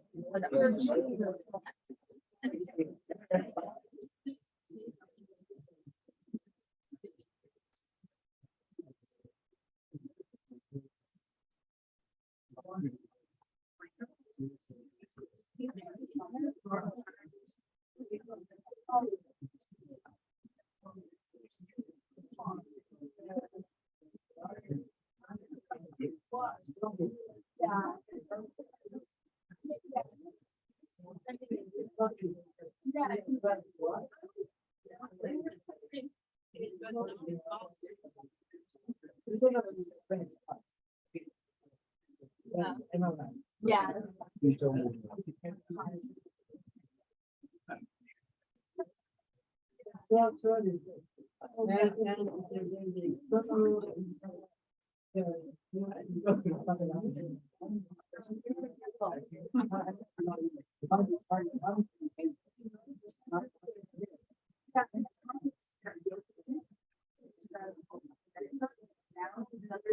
Yeah, that's good. That's good. Okay. That's good. And but you have to go in the dollar. Dollar, US dollar. Oh, that's, yeah, of course, and here for the here is the communication, I saw it two stuff, like communication stuff with.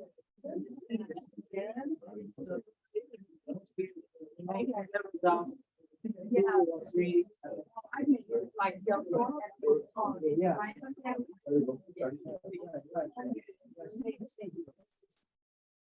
Yeah, I only want to talk about your end. And here I will basically like, I will just only do this for every state. It's only Okay. Yeah, it's so fun and question for my group. Thank you.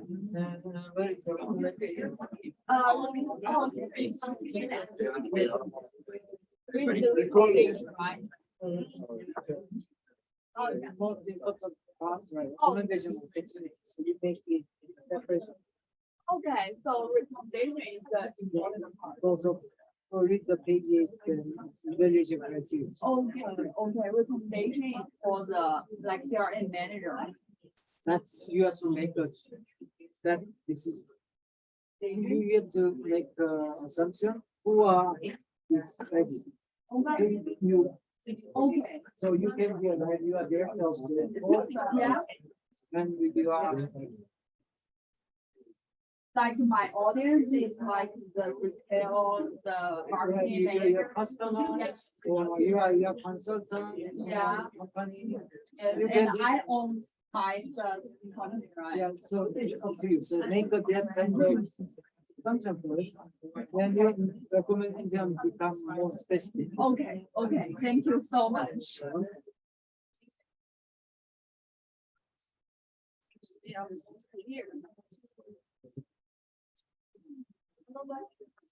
Oh.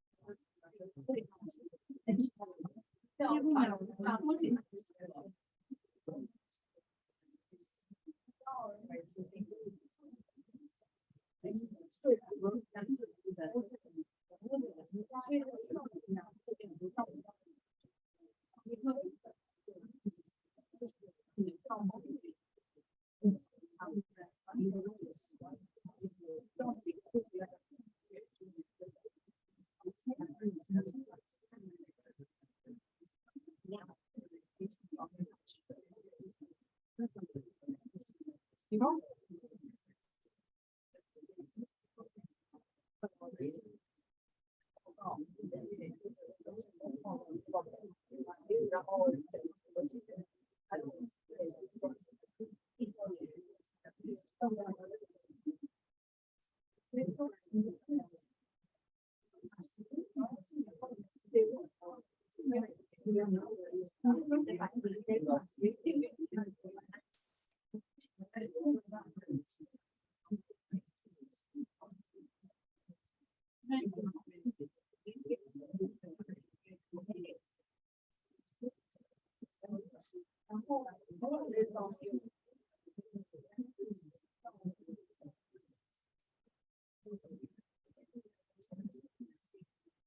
know.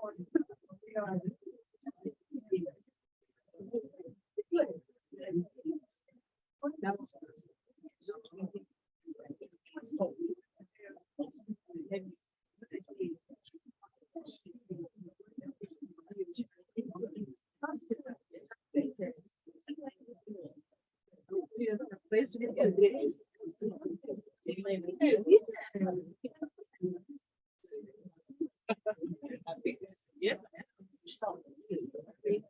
Oh, good.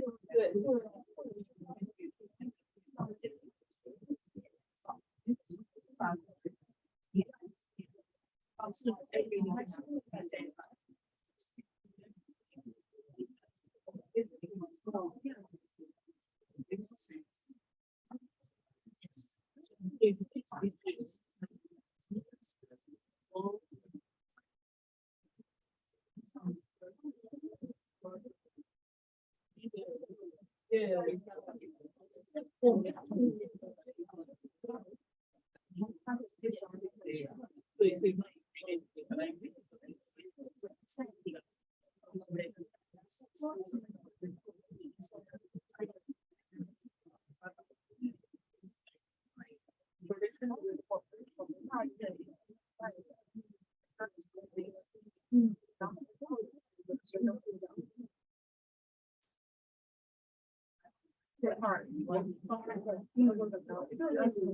might have one.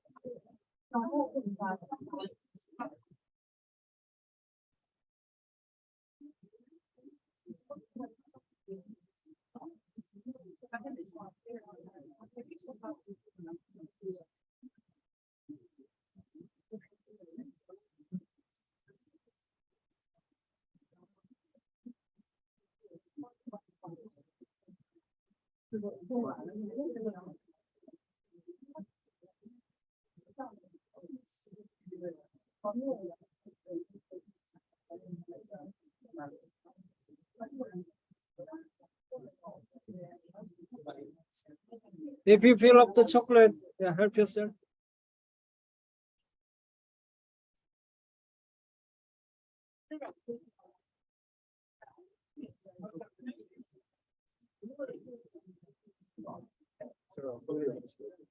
Well, can you? Wait, show me. What was it, right?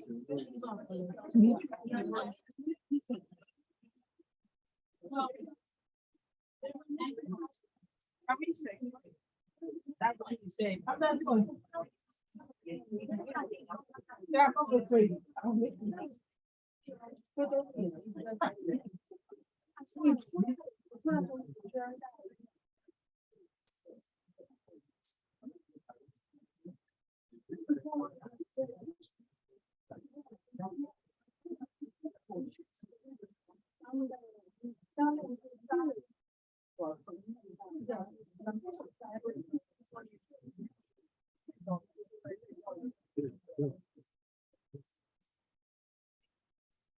对我没有拿过，一个人放在我那种体身场域，就是身体的3年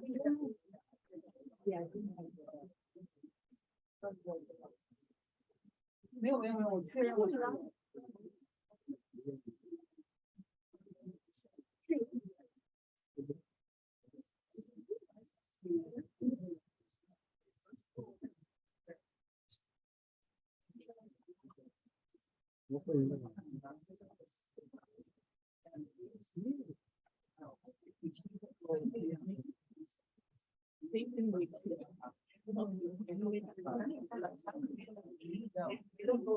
even for my other classes, I didn't know about everything is paper based. To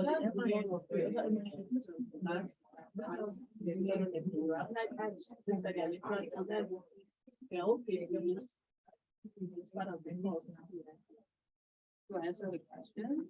Yeah.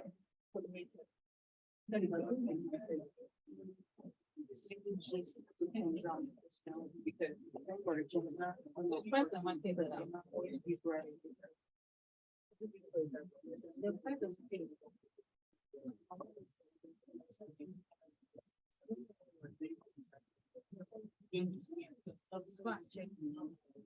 No, March.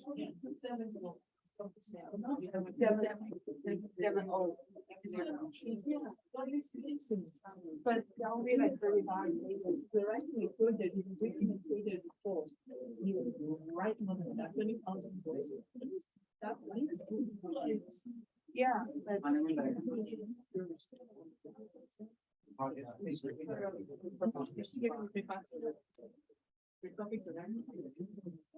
No.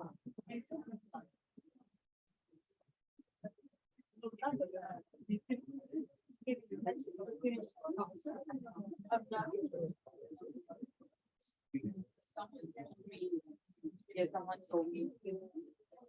Correct, so. Well, it's not right to be like.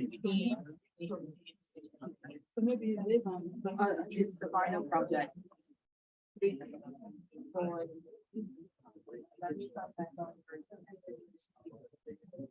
you can see stop you at your full.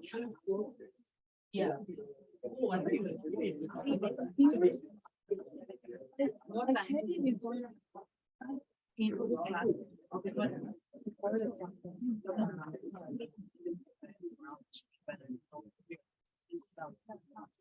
It gets kind of cold. Yes, if you don't.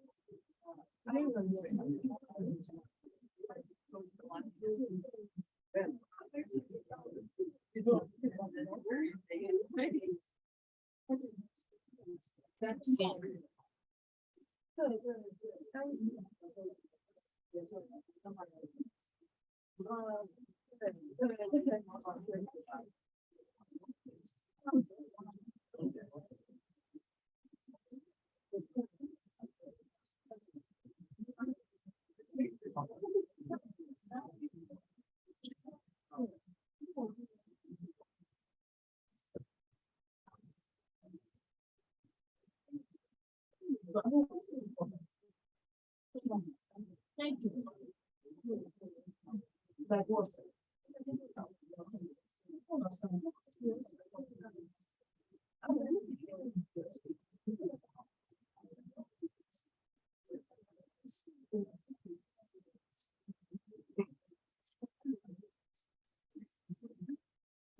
Yeah.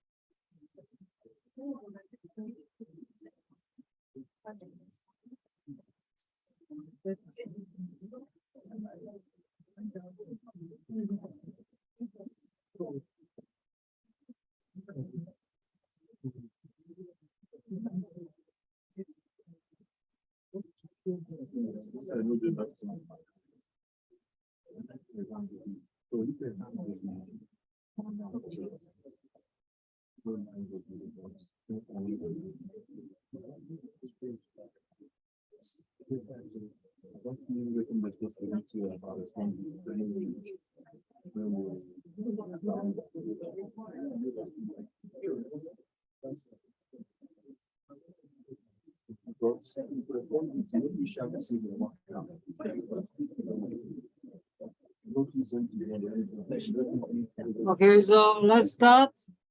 First of all, I posted in the discussion board about group list.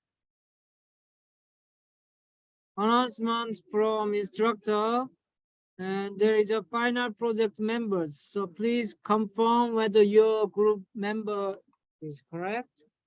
And if any errors, and then give it to me. So you can visit D12. That's first one. And second one is next week, April 3rd. We will have first guest speaker, but he will come at 6. So I really hope you come 5 minutes earlier than 6 minutes so we can start. The guest speaker is Mr. Sam Shen, Director Supply Chain Management in JD Irving. And good thing is he used to be he graduate MBA program like you guys in the same MBA. So you can ask as a alumni. And yeah, that time the again director of supply chain management in JD Irving came, and they were impressed with the quality of MBA student. So that the director offered a few interview spot, and he got that one and get into that job. And he now become a director and buying $100 million chemical.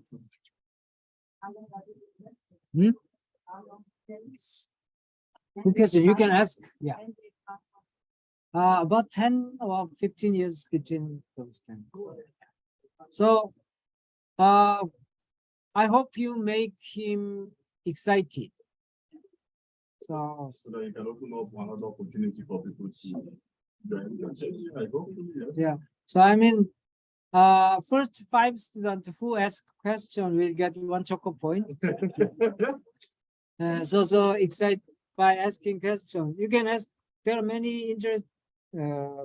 If you are curious about company, or if you are curious about the experience or his old MBA experience, you can ask that kind of thing as well. And those three welcome committee members, who are 3 welcome committee members?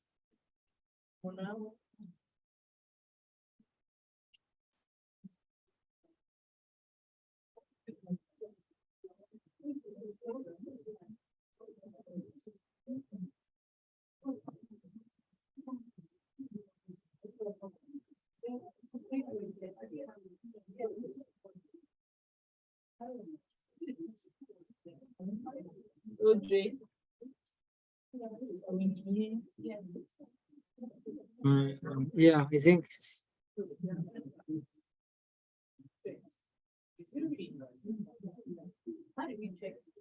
I think Jatan, is Jatan here? Yeah, Jatan and Missouri. Sorry. Is this is the first one? Sorry. I'm always confusing. So Ojiogo. Yes, you are, and also Oni, and one more welcome. Munaf. Where is Munaf? So I hope you welcome in front of the door, the building door, and guide escort him to here. Okay. So they only have one choco point because it's a privilege to see guest speaker.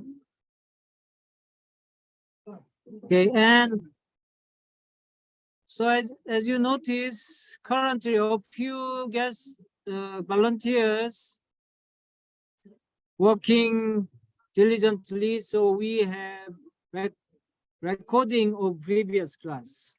So Madhuri is serving as a recorder. So can you give me? And also Madhuri also serve as a class note taker. So she shared her class note as well. So yeah. Yeah, we need two. So you are in the top first two.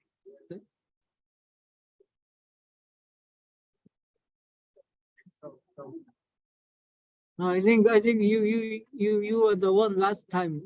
So you submit your class note for second class. Right? So and also several photographers are taking photos. So thank you very much. And there's.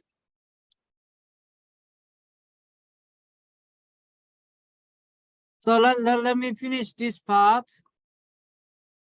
So we discussed about 5-force model, and it was well accepted in many companies. So companies usually make a variation.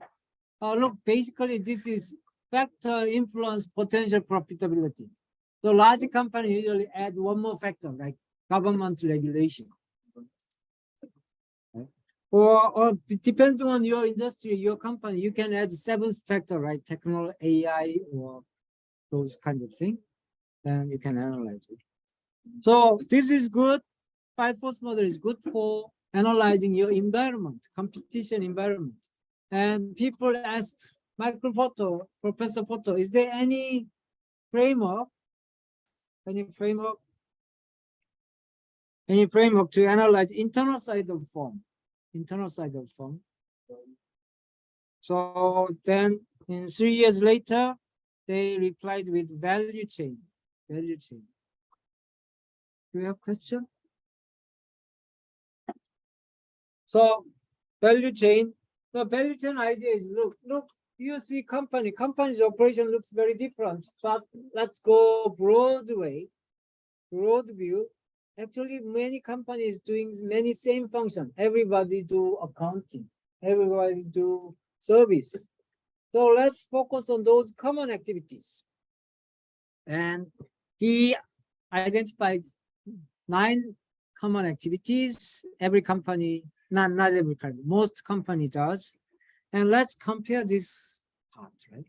And his assumption is each activity adds some value to the customer's final consumption, and find which activity is highest added value to the customer's final consumption. That activity is most important. So why don't you invest your information technology and money to improve that highest added value? That's the basic idea. So he first divides 9 activities in 2 groups. One is primary activity, which is directly related to production, distribution, and service. Support activities support these primary activities. So specifically, he proposed first this one. Upper part is support activity, and lower part is primary activity.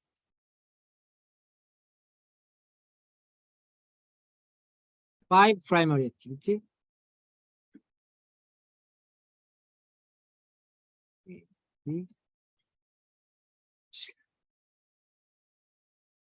This is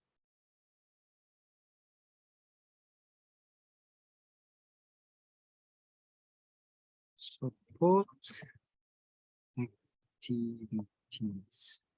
So most companies have these 4 support activities and 5 primary activities. And each activity adds some value to the customer's final consumption and identify which activity has highest added value. If you identify highest added value and invest your money and information technology to improve that will improve your company in the long run. So this primary activity is inbound logistics, operation, outbound logistics, marketing and sales and service. Inbound logistics means receiving materials. Operation means making product. Outbound logistics is deliver the product to the customer. Marketing and sales and service is after service. So this is original term they used, but this term is not very user friendly. So we use different way, right? Firm infrastructure means kind of those indirect departments like management, accounting, finance, legal. Those overhead department is firm infrastructure. And human resource management is personnel, hiring, HR. Technology development is research and development, and procurement is purchasing in each company. The inbound logistics is receiver, store, raw material. Operations means making product. Outbound logistics means deliver the product. Marketing and sales is market and sell the product or service. Service means service after service. So he identified this 9 activity. Yes. Is this strictly for manufacturing? Are you applying to financial services? Yeah, financial service as well. So it's making service, providing making product or service. So you can apply financial. So in the case of the store raw materials, what would that be? So what is the input? Is it receiving money or attracting money to invest, make an investment? So yeah, it's not all the components exist in certain organization. For example, university, we analyze it. We do not make product, but we provide a lecture. So we can modify slightly, but it's almost most of organizations have these 9 common activities. So it's easier to compare same industry, same company. So now, yes. You imagine the students that are going for their that interesting. Imagine as a product from. Yeah, that's kind of possible way to interpret this framework. Yes. So let's try to practice a little bit. So here is the pizza delivery store. Let me.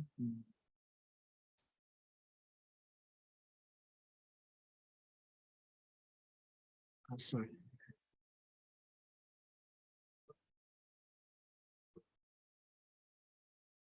Let me.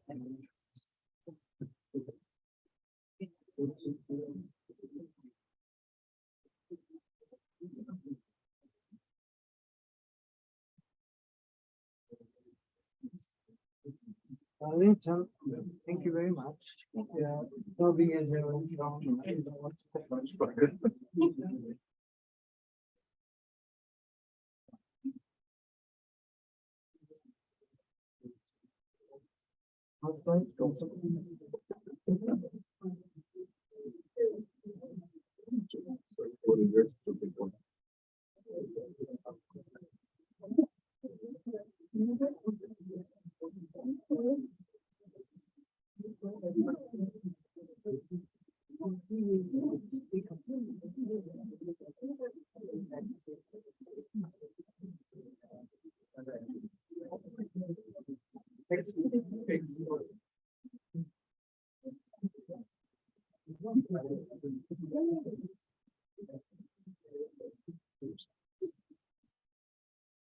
So there is there any laptop? Laptop? Yes.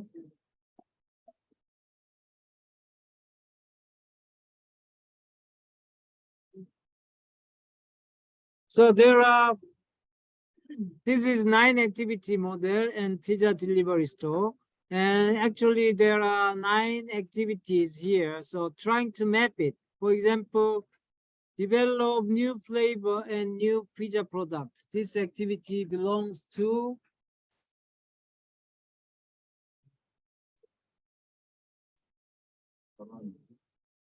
developing new flavor, new pizza. It's R&D, research and development. So then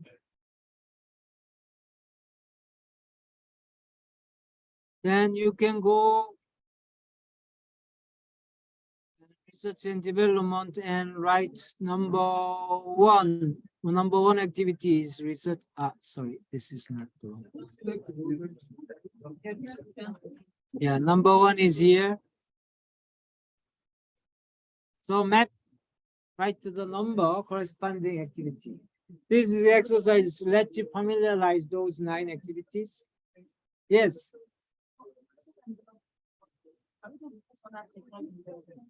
Yeah, development, research and development. So developing new flavor, new product is research and development.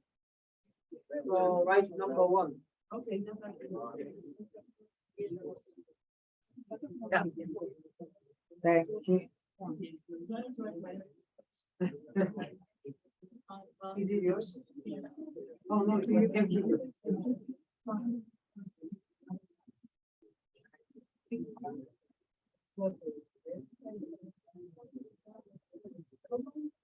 So right here, number.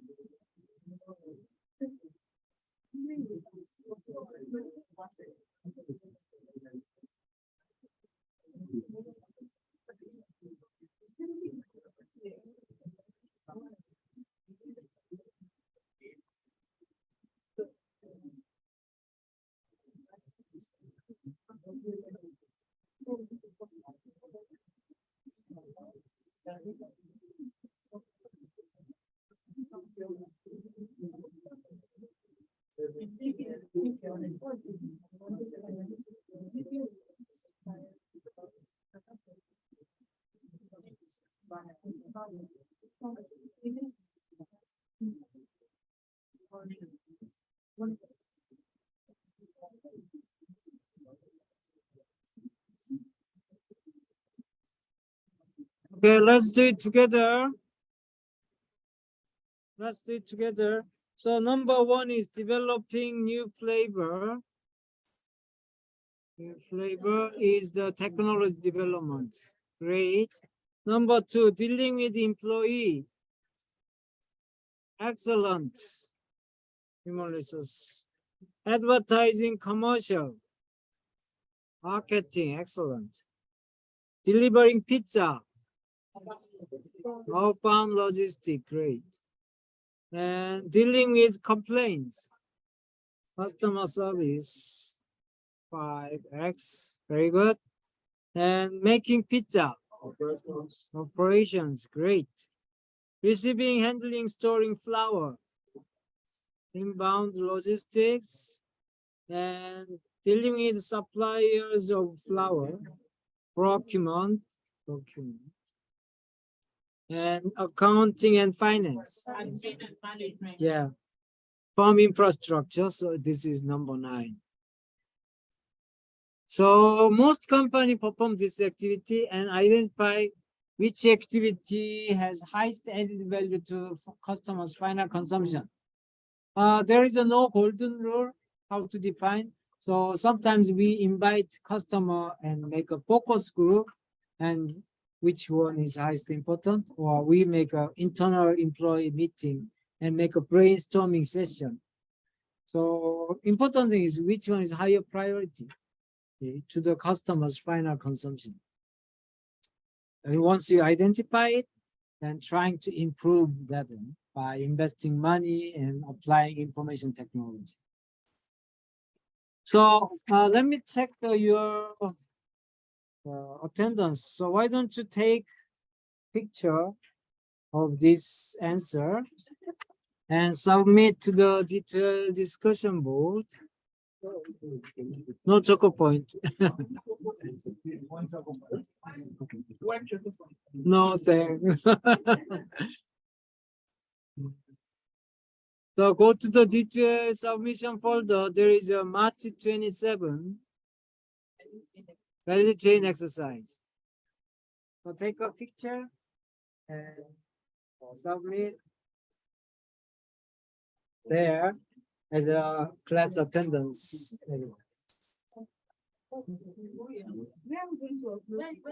Yeah, teacher submission folder, March 27 value chain exercise.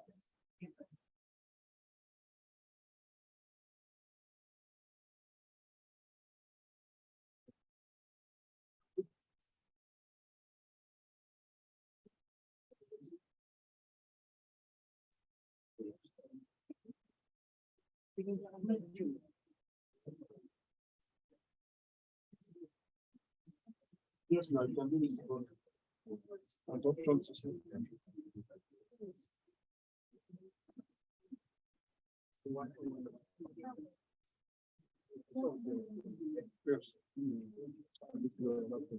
No, you don't use the password. You can also use the phone of it.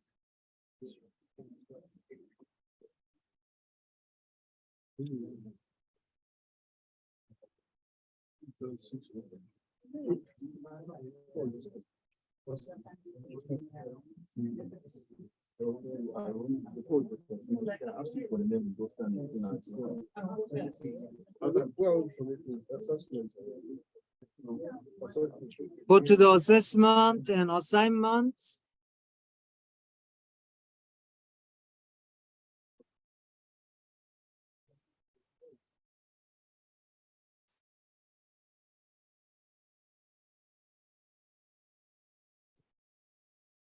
March 27 value chain exercise. It's going to the assessment, assignment, and there are many sub folder. It's post folder.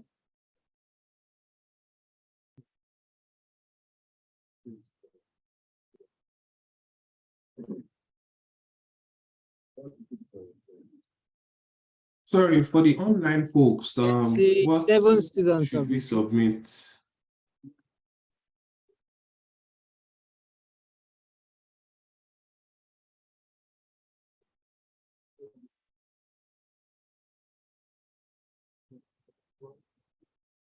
So submit this attendance before next class if you have not, if you do not have. Sorry, Professor, for those of us online, how do we submit the picture?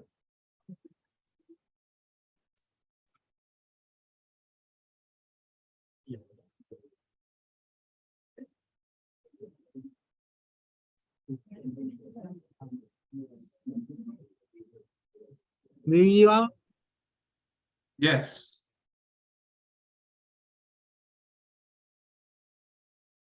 Can you hear me? Mia, do you want to say something? Yes, I said the was supposed to submit the picture, but I was asking how those of us online should go about submitting it. I barely hear you, so can you let me see, how can I? I said for those of us online, how do we go about submitting the picture? Let me see.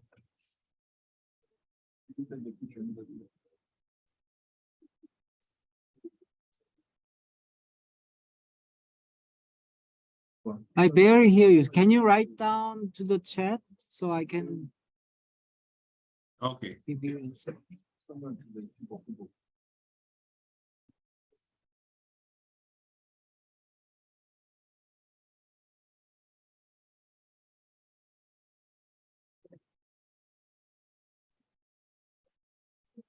How should the online folks submit the picture?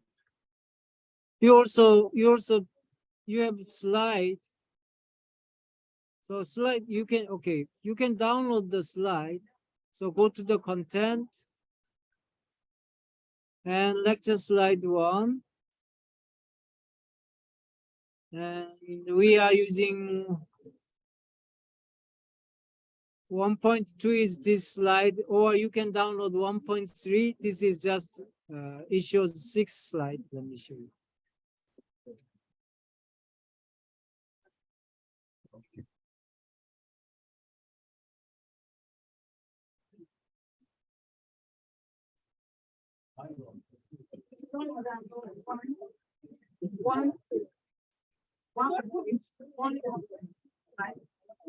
Slides.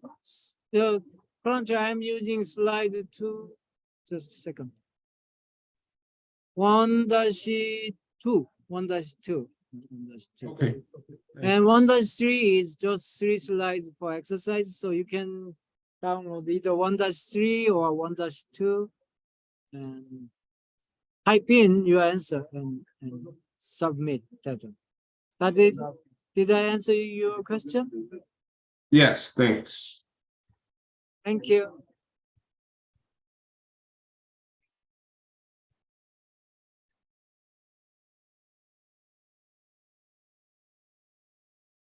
Okay, so let's try to apply this one. Are you familiar with Domino Pizza? Yeah. Domino Pizza's motto is good hot pizza delivered in 30 minutes for ordering at a moderate price. So until a few years ago, they had a guarantee, 30 minutes delivery or your pizza is free. Then those delivery guy made many accidents, so they withdraw this guarantee, but they believe customers' highest value in the pizza delivery is come from where? Come from outbound logistics. So they try to improve outbound logistics. To improve outbound logistics, they may change a little bit of technology and operation. So they choose 1 or 2 more process activity and add investment money. And let's try to do one more exercise. Let me show you one movie clip.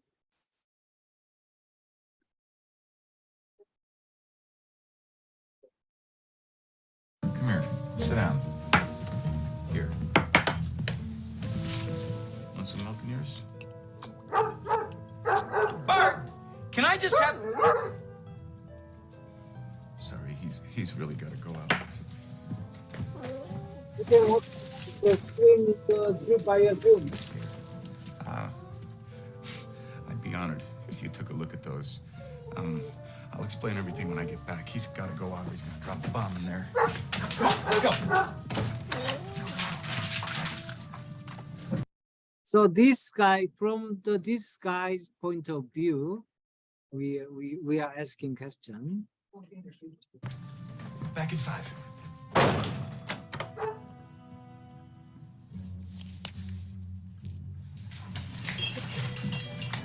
One quick trip to Spectra, Bart. You and I will be Nobel laureates.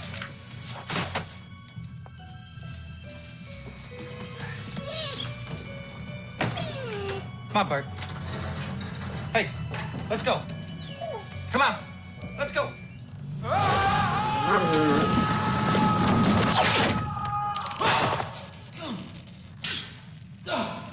Jesus. Good boy, Bart. Stay. Stay. Oh, Bart, please stay.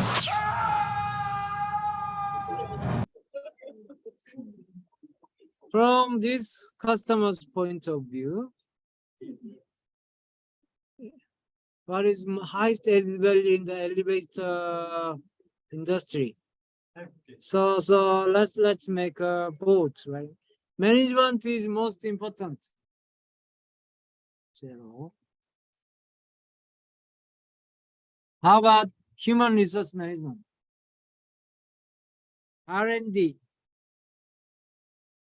I just choose best one. So purchasing. Outbound, inbound logistics, make the product. Raise your hand. Outbound logistics, market and sell, after service. After service is most important. Then elevator, we decided, okay, this is high added value to the customer. So let's improve this after service organization. So actually, Otis case in the elevator industry, they think this after service is highest added value. So they separate two divisions, and manufacturing and service division. Manufacturing division just sell elevator at, without any profit. Highest added values come from service. Another reason is the switching cost is high. Can you guess what is the switching cost? Once you put elevator, is it easy to take out, switch the elevator supplier? That's the one of the reasons why they put it in the profit. And they have microchip, and microchip provide the data. So this elevator company has much better position to know history of data malfunction, make up data, and so they can do much better service. That's one of the way to use this value chain. So let me do a few more exercise. Let's see.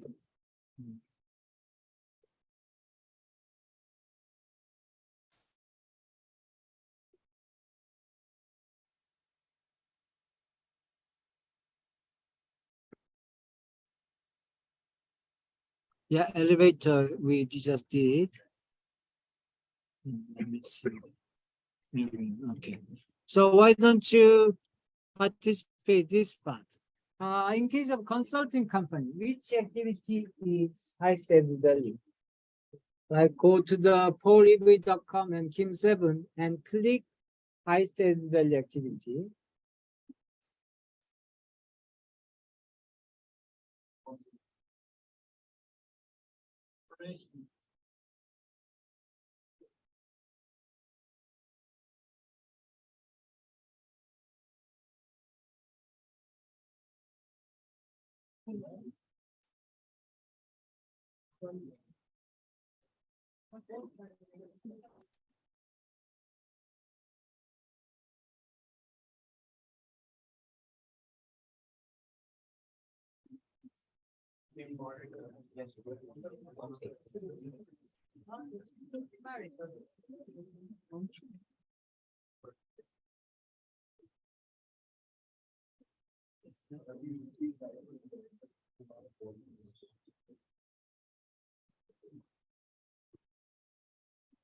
Okay, so in case of consulting company, I think high added value come from consultants themselves, right?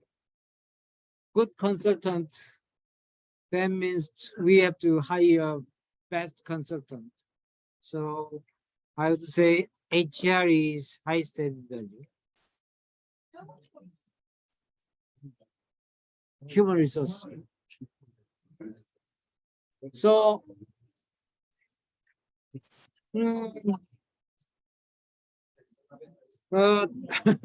yeah, that you can interpret that aspect, then it can be procurement, but in my if you make a beautiful package to recruiting best one, that will make your company better, right? So let's move on to next one.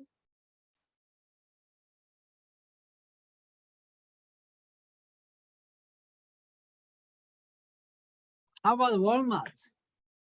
Walmart. Walmart, which one is highest added value?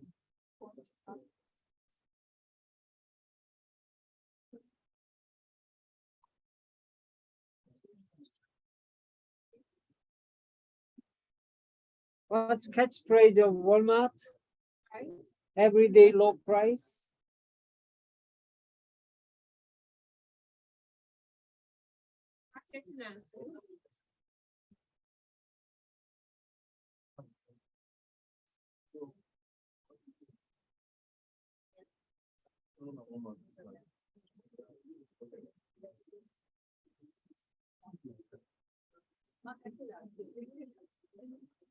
So using this way, so make a consensus. Yeah, in my opinion, is procurement is highest important part in case of Walmart, because the highest value come from price, raw price, everyday raw price. To maintain everyday raw price, you have to find the best supplier which can provide one. What about marketing and sales? Marketing and sales is that sourcing part. So price is depends on supplier. They do not make a marketing is they find the target segment, so increase the revenue. In case of cost, you want to have a cost down, then you have to source the right supplier. Okay, so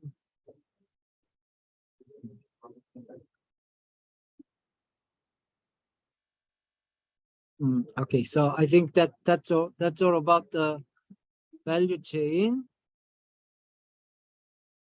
So we discussed 3 areas so far by using this competition framework. First one is highest added value activity, increase switching cost, and increase entry value. These 3 areas and the important area. So if you go to the company, or if you you first check whether they are applying computer in high added value, increasing switching cost, entry barrier. They do not do that, then it's good time to do some research and propose to your boss how about we improve this part, which has a strong impact to competition and also increasing our competitiveness. Any question about this part?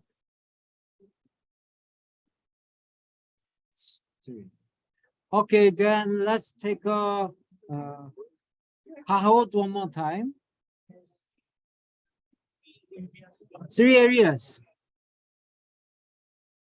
3 areas is highest added value activity in the value chain, from the value chain. Highest added, okay, I'll write down.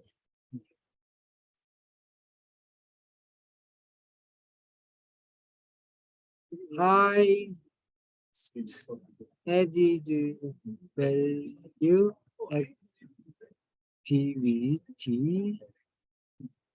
usually 1 or 2. That's the important part. And also if you have to increase switching costs and to increase entry value. Yeah, this three area is quite important specific area to apply computer or more investment to improve your organization. Then in the long run, your company becomes stronger and stronger. Okay. So again, from same team like before, how?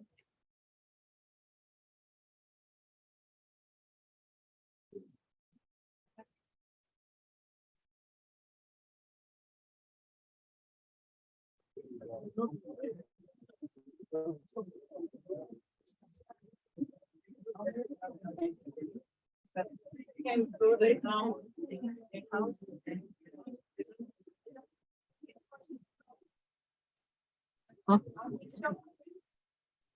Is this topic strategic use of IT? The one we discussed in this event. Yes, just today's lecture.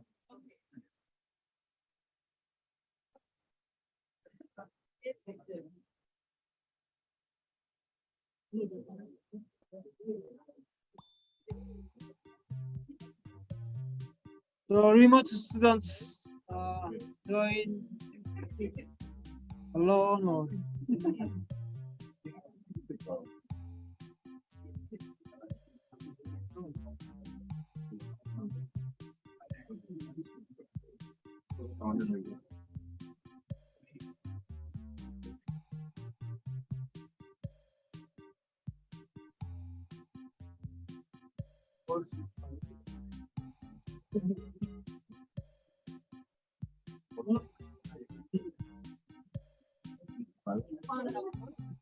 Top five will get one choco pie. top 5 got 1 choco pony, yes. Answer five.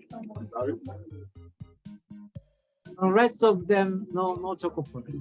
Okay, so one is very. But if you accumulate, it becomes bigger.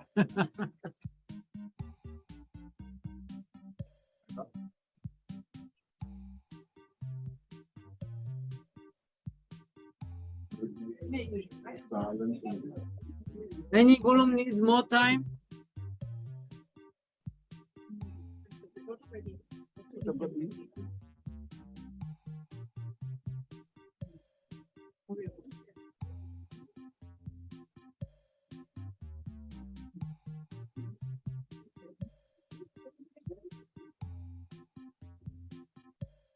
Hey, Maria, CID.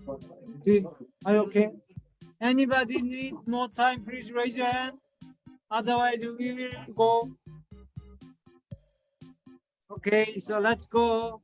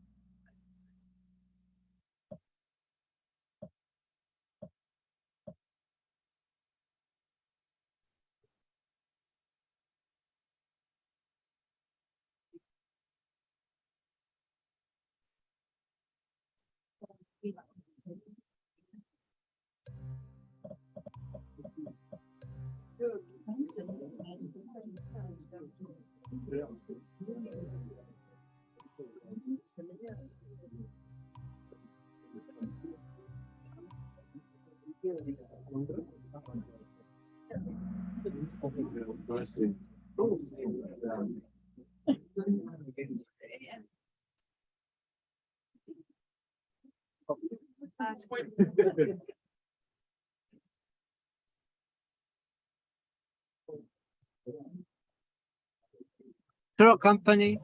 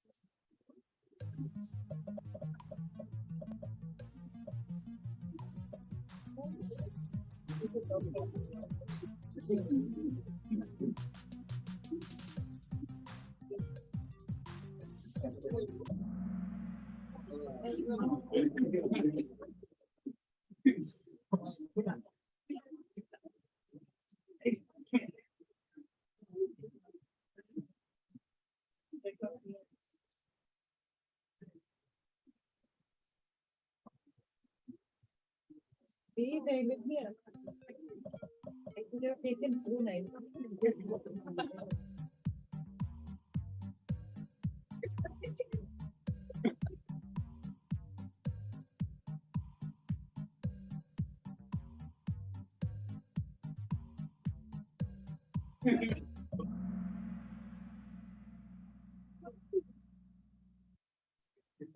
Like, just take it out.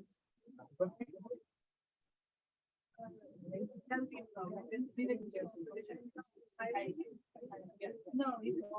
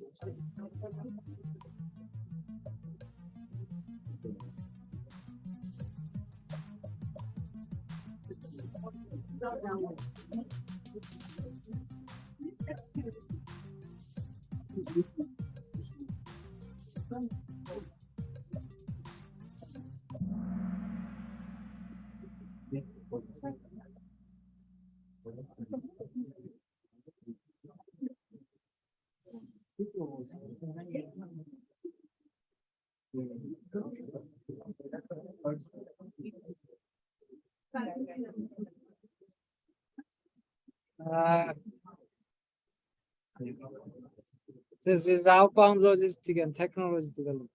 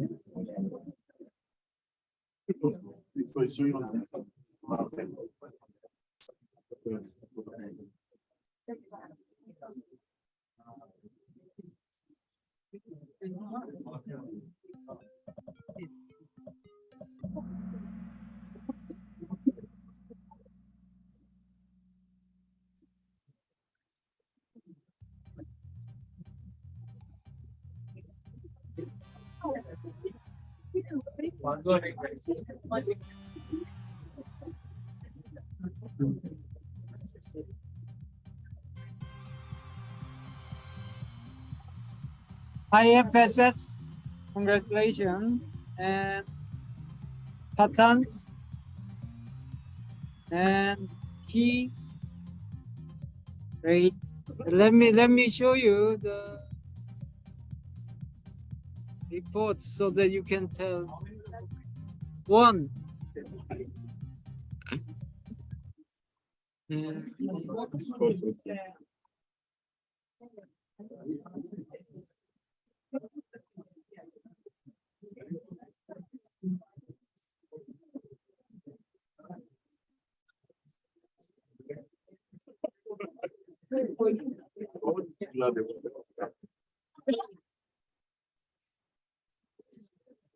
And which one is fourth? Congratulations. Fifth. Congratulations. Yeah. Professor? Yes. And you answered the question on that, the question on Amazon, that substitutes not the first answers. You know, it was asking about the. Yeah. So it's the outbound logistics and technology development.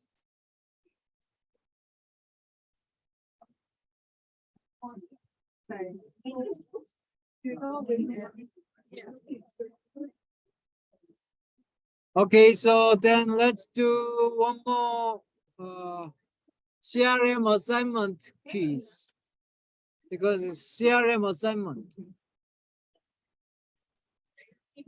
Assignment 1.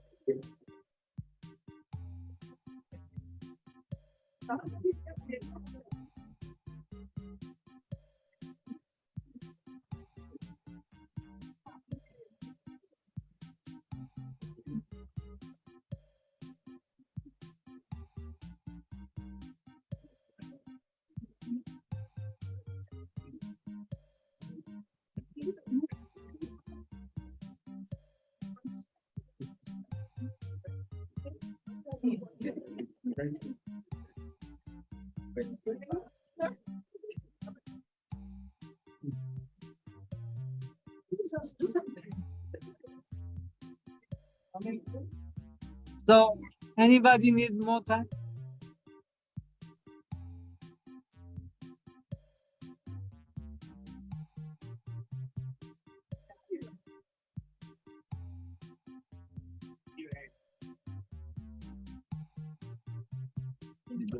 Any group need more time? Shall we start? Did you say yes? You can start, okay.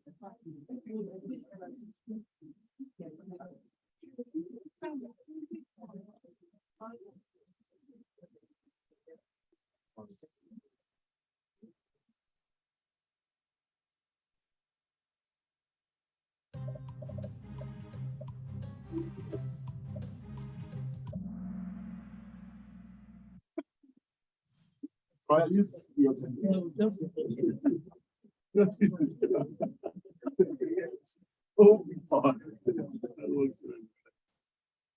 Just have to walk into the situation.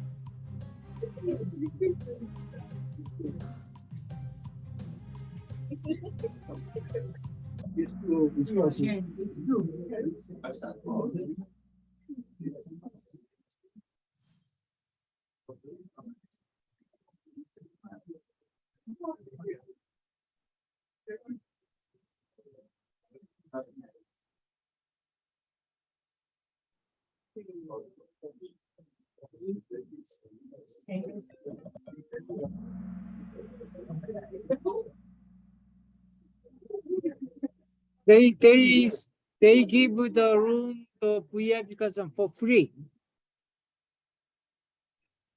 If you read the case. What did you say?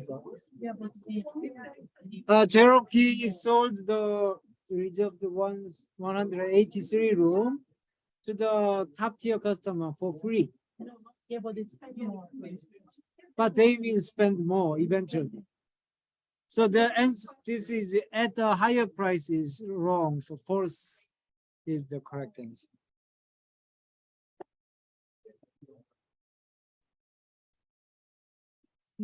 Okay. I believe people they use that TV for that big of the one.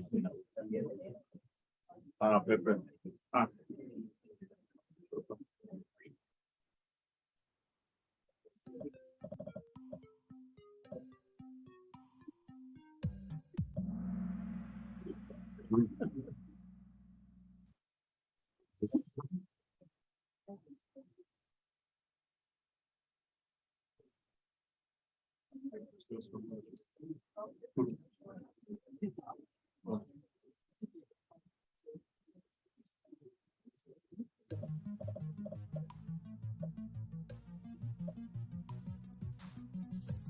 Standing as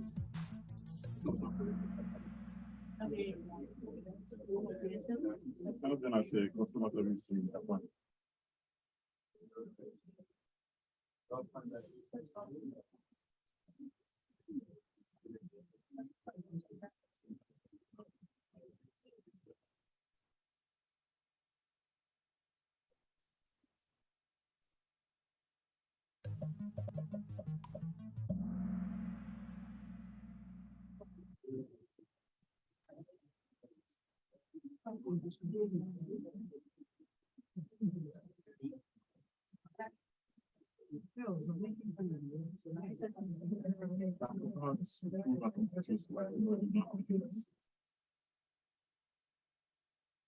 But the person has nothing to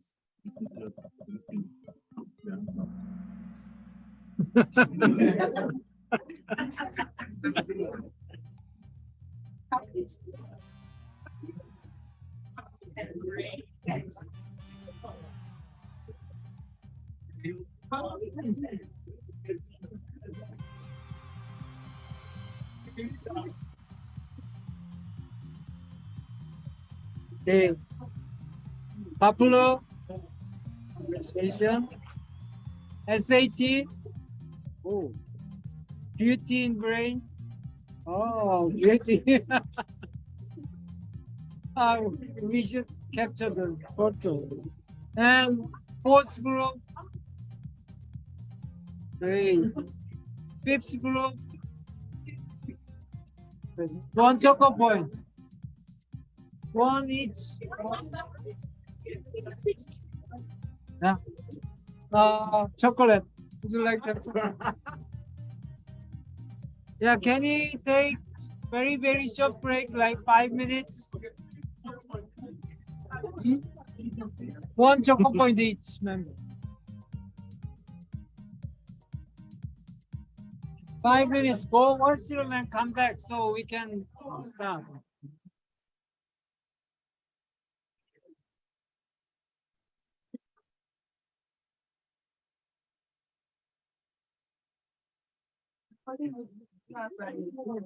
First, can I have chocolate?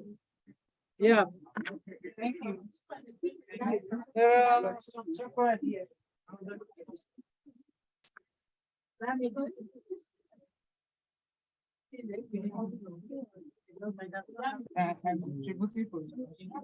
Don't I have to point helping you?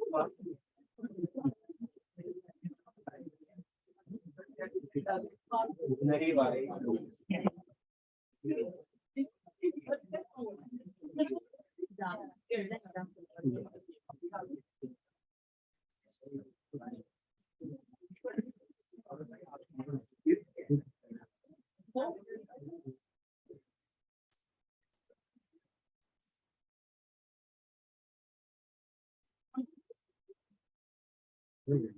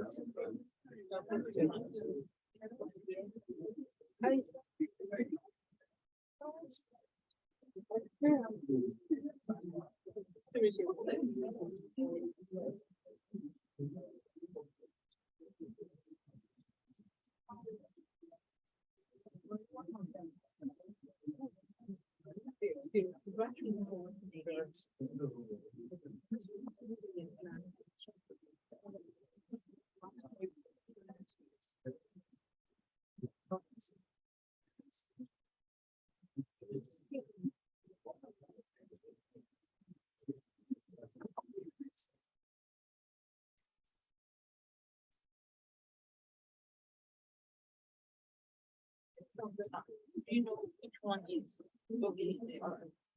Okay. Let's begin.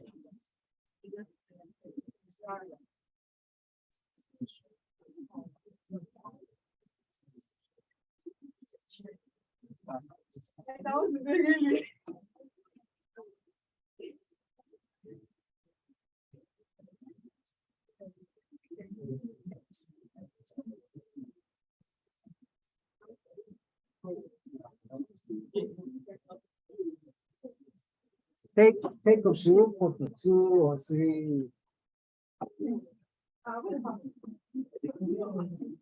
And make the close up. I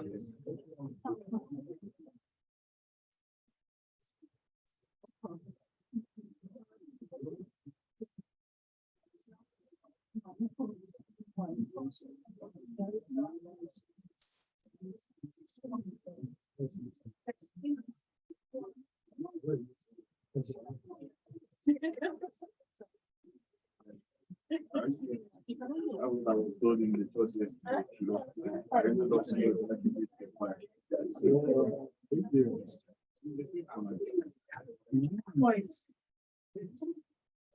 no, they sometimes say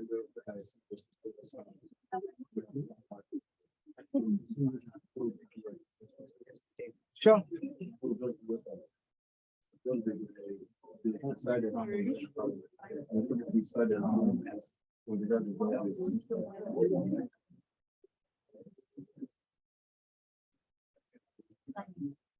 Okay, shall we start? So far we discussed 4 areas. Where should we apply information technology? Can you tell me which one is 4 areas?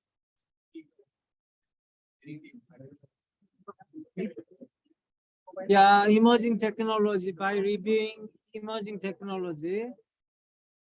And the other one is Resources. No. So in case of value chain, so find the highest added value activities. And increasing switching costs.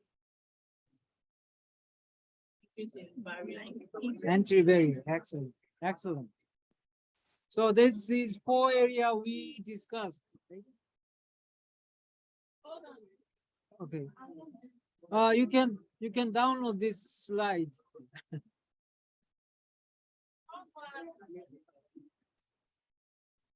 Okay.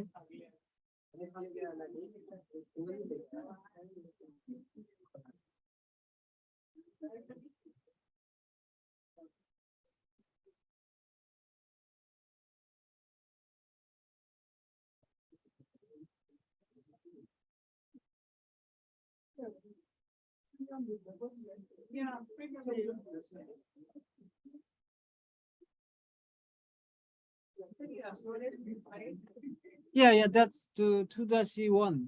2-1. You can download this slide.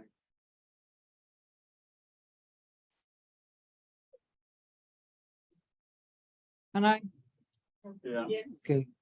So these 3, actually 4 area are important, but bigger saving and benefit come from integrating information and sharing at enterprise level. Enterprise means whole company level, rather than previous 4 is just pick one specific area. But bigger saving come from integrating whole enterprise as a one company and share the information. So integrate and sharing customer information is kind of CRM, customer relationship management. And next, integrating, sharing internal information, that is ERP. Integrating and sharing supply chain information is supply chain management. So there are top 3. So these 3 area is more important area which you need to employ. So benefit is bigger because it integrates whole companies, but it's very notorious to implement, very difficult to implement. So many companies fail to implementing this enterprise-wide system. Then so there are many failures. So let's in this class and next class, let's discuss what are they, what's their benefit, and what's the difficulties. And next class in the beginning, 6 o'clock, we'll have the guest speaker, right? Yes. She is a director in supply chain management in JD Irving. So you can ask many questions about.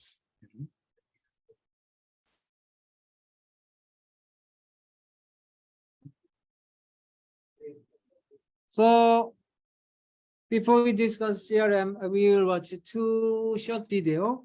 First video is the Ingram Micro and HR Group Financial Advisor case. This video is a little confusing because first few seconds they are talking about Ingram Micro. Then next few seconds they are talking about HR Group Financial. So pay attention to their background, then you can tell which company they are talking. Second case is Lemonade business case, which explains CRM more user-friendly term. So while watching this one, and think about what problem does CRM solve, and what benefit are CRM, and what do you think CRM like?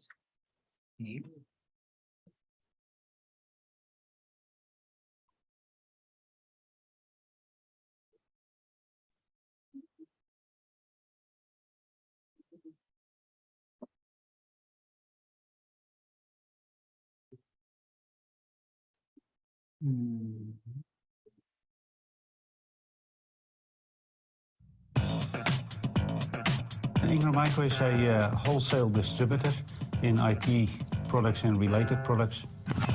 We are in 33 countries and we sell more than 100,000 different type of products.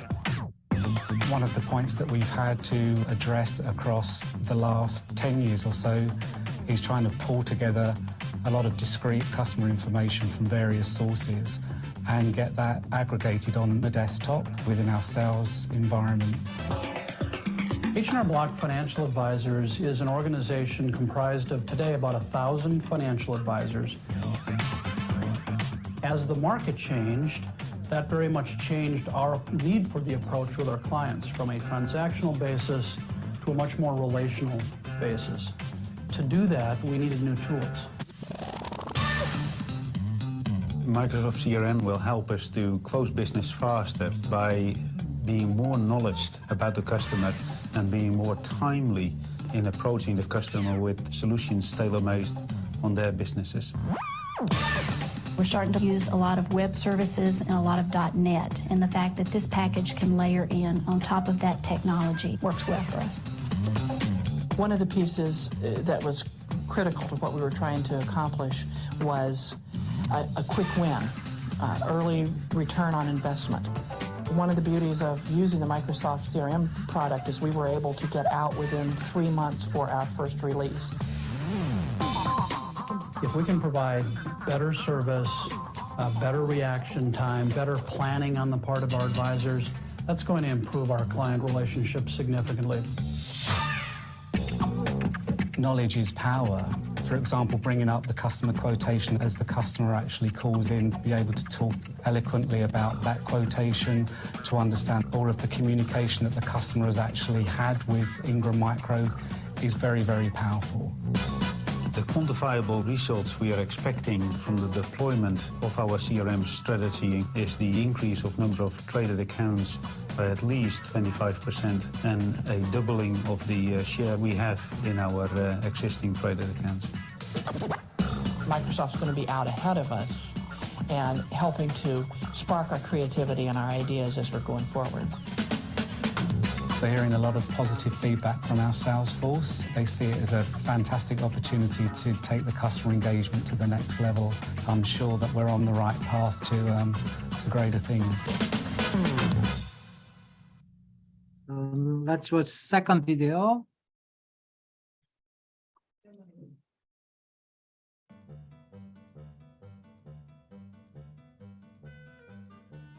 We opened our lemonade stand 2 summers ago. Because of my excellent business plan, we did great right away. Relationships. I would say our business success is built on relationships. Right, and on people being thirsty, really thirsty. Things were going so well, we decided to hire our first employee. Brian, Kelsey's brother. They say, don't work with family. Turns out, Brian's not so good with people. Or with lemonade. But he's really good with computers. Yeah, so after we fired him, we hired him back as our computer consultant. I prefer the term independent technology solution provider. The first thing Brian suggested was we get a CRM software solution. They had multiple employees dealing with a growing customer base, and they had no way to track those relationships accurately. I know Brian suggested a hosted solution. What was that? Like salessomething.com. I can never remember that company's name. The hosted solutions weren't for us. We didn't have a credit card for the monthly billing. Microsoft CRM has been the perfect solution. Mrs.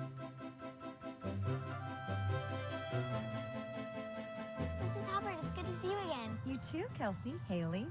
I'll take a large lemonade, please. Certainly. And I want to thank you for referring us to Mrs. Sweeney. She came by last week for 2 larges and medium. My pleasure. You girls make the best lemonade. Thank you. By the way, doesn't our little Emily have a birthday coming up soon? Yes, next week. She'll be 3. And since Emily's favorite color is pink, I'm sure she'll enjoy our pink party package. That sounds terrific. Well, thanks for the lemonade. Have a good one. Bye. Bye, girls. Our system had been in place for about a year when Microsoft asked us to be a beta test site for upgrade to version 3.0. I know Brian had some concerns. Hey, we've invested a lot of time into customizing our solution to track the entire client lifecycle of lemonade drinking consumers, and we needed to know that our investment would be protected. Turns out, upgrading was a snap. I reset the server point myself. Upgrading was actually so easy that I spent most of my time playing on my Xbox.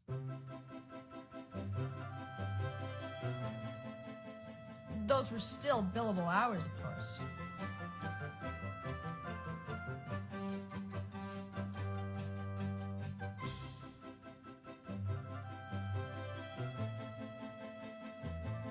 The CRM upgrade is working so well, we're thinking of opening a second location. I really feel we're building something of lasting value here. Microsoft CRM software isn't just for grown-ups. Kids like it too. Okay. Okay, let's see what is the CRM, customer relationship management. This term is used for two different meanings. In some occasion, it's business strategy, put customer first. Basic philosophy is if you help customer, everything else will follow. And the other occasion, CRM is actually CRM software, which implements this business strategy, or call center, which support this CRM business strategy. So there are two meanings. And why do we do CRM? The CRM objective is retain right existing customer. Their main emphasis is existing customers. And also there is a right, there is some adjective. So main focus of CRM is let's make a good relationship with current customer and then grow with them by helping them.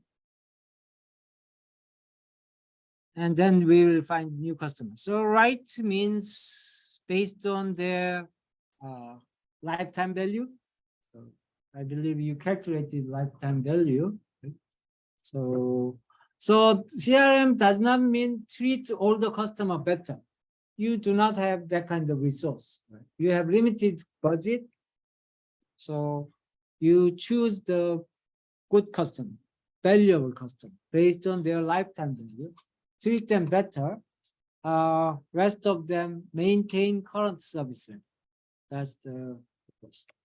And CRM allow firm provide better customer service, make call center more efficient, sell products more effectively. So far. So when you see this kind of objective, you will see this is quite common for most companies, especially these lower parties. Most companies' marketing division will have this kind of objective.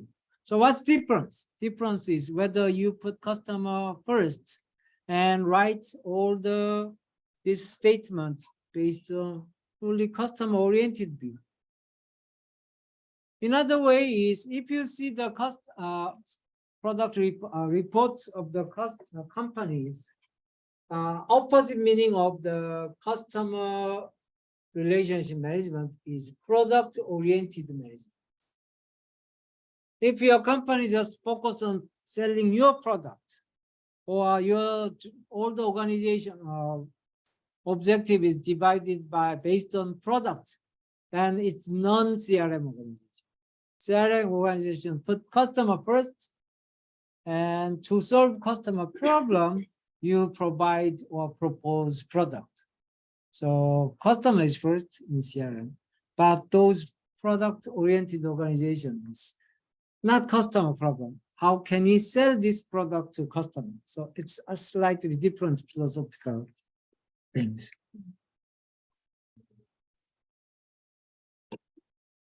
So key question is, you need to know what's the customer's lifetime value. Let's see long term rather than short term. Right? So there is a question. So you studied, but there are two customers. Professor 50 years old who has regular income, and the other customer is first year medical student 30 years old. In case of bank, like PMO, who are more valuable customer in terms of lifetime value? So either professor or medical student. So let's make both. Professor, first year medical student, most of you, yeah, right? Bank think first-year medical student is more valuable customer in terms of lifetime value. The professor, thank you very much for those who support me. Yeah.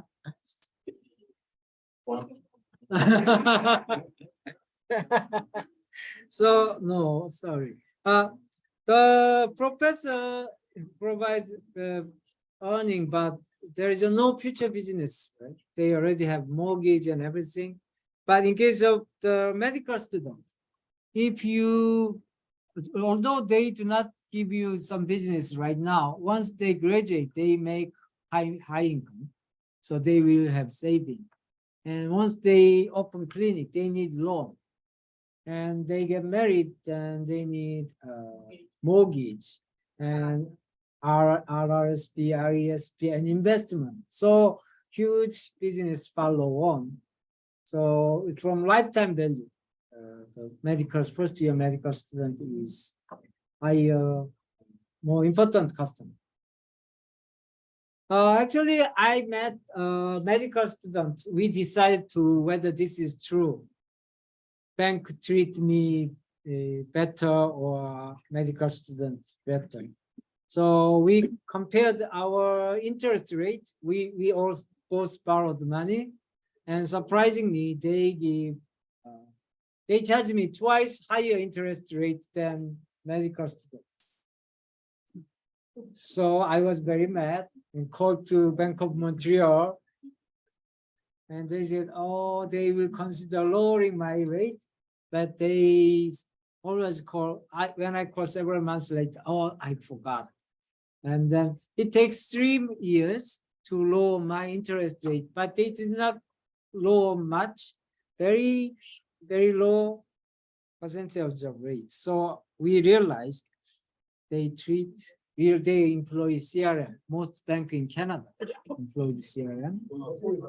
Yes. Don't you think that this particular incident has to do with age and not whether you're a professor or the other guy medical student? A younger person will have a longer mortgage period, so they can give you a lower interest. Or if you are an older person, you have a shorter payment period, so you give a higher interest. Yeah, I agree with you. That's the one of the factor, right? Age is what that means. Those old people already purchased the mortgage, car loan kind of thing. But the young people, there is a potential. But this young student is medical student, so their potential future income is very high, right? So next time, let's review secretly your interest rate and my interest rate. So how bank to value MBA student. Yes. So this is key concept. We cannot treat every customer better. So you have limited resource. Let's treat customer based on their lifetime value. Another way to see this CRM is, let's go back to good old days. So for example, imagine in the old days, there is a small town in New Brunswick, the rural area, only 500 people living in that small town. There is only one hardware store. Then usually that hardware store owner know everything what's happening in this town, right? For example, this store owner know the customer's name and wife's name and children's name and age, and even dog's name, their dog's name and species. Because the owner know everything. Do you have any question? Because the owner knows everything about customer, they can make a right recommendation. For example, the children going to college, then they can recommend, look, your children is going to college, so they will need laptop. So here is a few models. That kind of suggestion is very valuable, and customer willing to appreciate those recommendations and buy. So it's a win-win situation, because they know what the customer need and want exactly. This kind of wisdom about customer disappeared as companies focus on providing mass production. So they lost all the wisdom because customer base become increased and they produce more.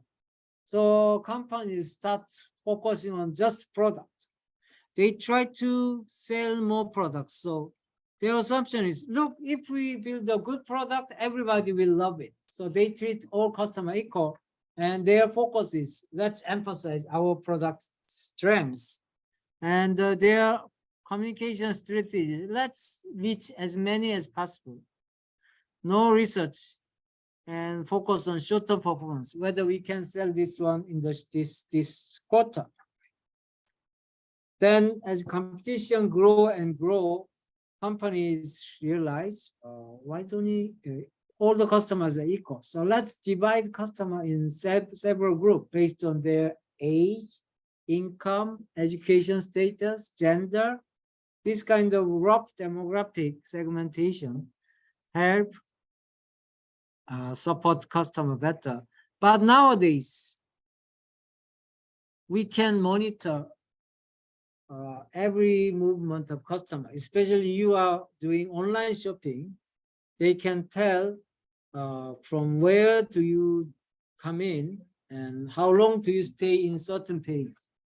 For example, if you stay 30 minutes in the camera section in the web page, they can infer you must be interested in camera. This analytics is already there. So nowadays, these companies focus not product, focus on customers' need and customers' problem. To solve customer problem, we can propose our product. And also this segmentation is now based on detailed customer behavior in addition to demographic. So now almost individual person is one segment. Because we want to know customer and more focus is long term. Let's solve your problem first, then in the return, everything will come together. So what's the problem before CRM? Companies, do you have question? Do you have question? You? No, okay. Yeah, companies use computer for several decades, so they collect all the information of the customer. But problem is they are scattered, not integrated, and do not share with each other. So as an analogy, it's like a parable of the elephant and blind man. Each department just see the one part, one aspect of customer. Nobody sees the holistic view. As a result, they waste their resources and time and fail to make your customer happy. These days, we have technology integrate all the data together and distribute together. So by using information technology, let's go back to all good old days. So we can understand customer better, and we can provide better service and right service. So give you impact or benefit of CRM, I prepared this small exercise. So let's assume you are a company selling very expensive portable music player like this one.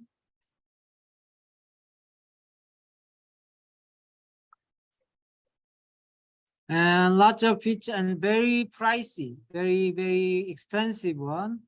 And we target customers, young people with high income, young people like 20 years old, but very high income because it's expensive one. Okay. Now you understand the context, and let me split this class into 3 groups.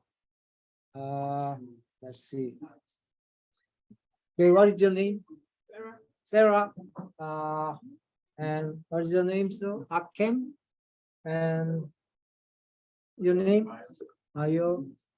And Let me, so you are in the, except you guys, the rest of them is marketing, including those remote students. And you guys, and this first row, Darlington, your name? EB, Munaf. You guys and you guys are middle, so sales. Rest of them are service. Yes. So your role is that. So yeah. Now, what? Just a second. Let me explain. The question is, who will buy? There are 5 customers. Customer A, B, C, D, E. And who will buy based on your information? Every department collect information. Right? So, but we do not share, we did not integrate.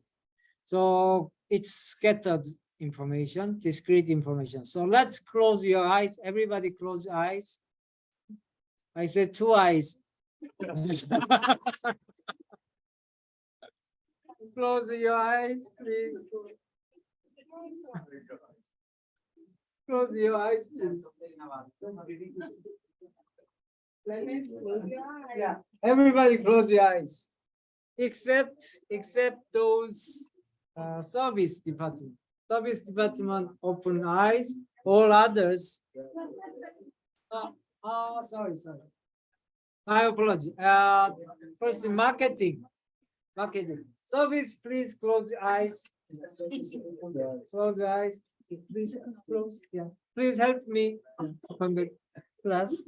Everybody close eyes except marketing. Marketing, you have this information. So this is for young people, high income. So who are likely to buy?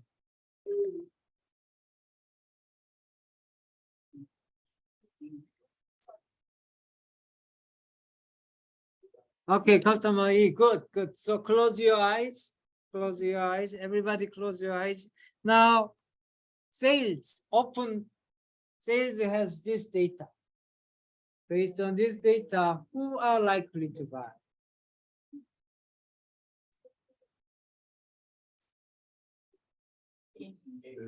A. Thank you. So close your eyes again, please. Close your eyes. Yeah, close your 2 eyes, please. Yeah. And service. Service, open your eyes. Thank you for waiting. And you have this information. So which All of the above. I'm not seeing the bodies. D. Okay, so D, thank you. So everybody open your eyes. Now we decided to implement CRM. So we integrate all the information together now. So now you can see holistic view of customer.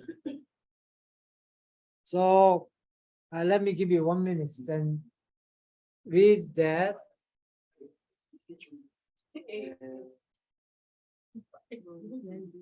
And discuss. The last option, you can see that. Oh, you can see the Zoom. Yeah. Don't you have Zoom? Well, I'm using it normal.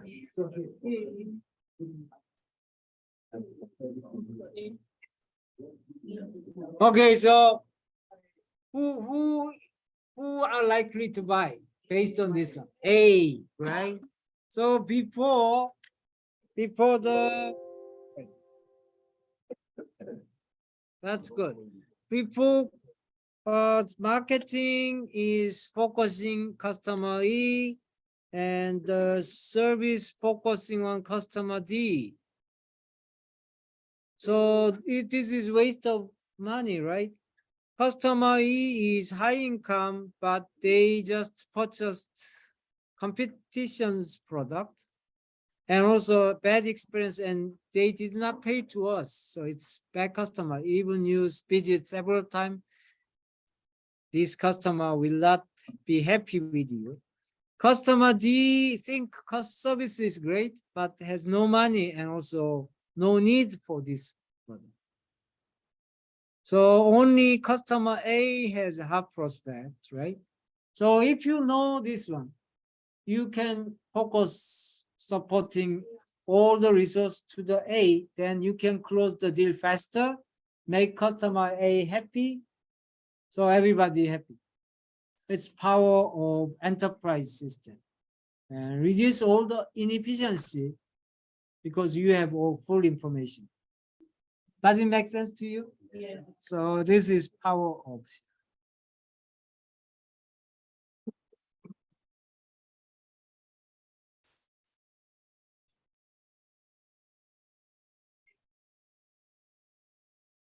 So when do people, so then we CRM focus on retaining existing customer, right? Existing customer.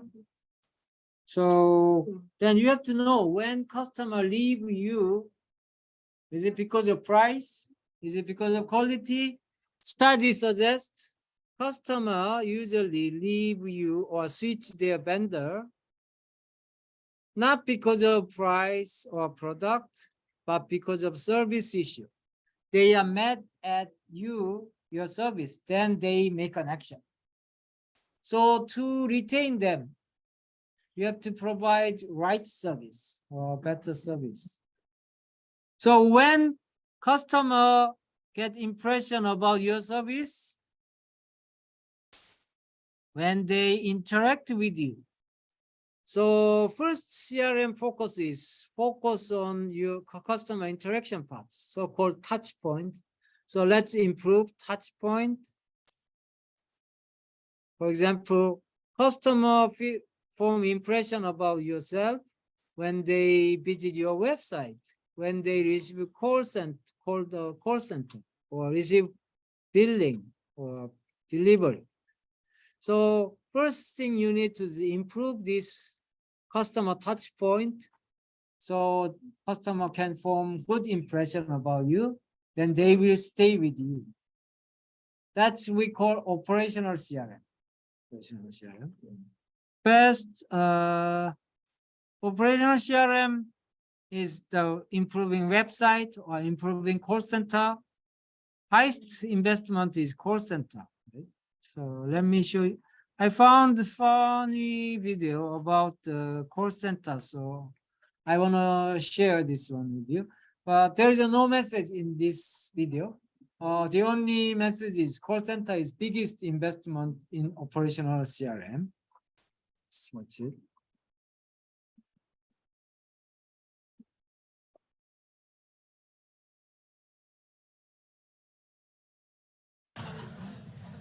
Now, a lot to talk about here on the show. I want to talk about something that relates right to our little family here that makes this show. We have a writer here on the program at Late Night whose name is Andy Blitz. And there he is. It's his DMV photo. And this is a true story. Andy was having terrible problems with his computer here in the office. I guess he kept getting pop-up ads over and over again, and it was really bothering him, and he wanted to get some help. So like a lot of us who work in a big company, when there's a problem with your computer, Andy called our tech support line to get some help.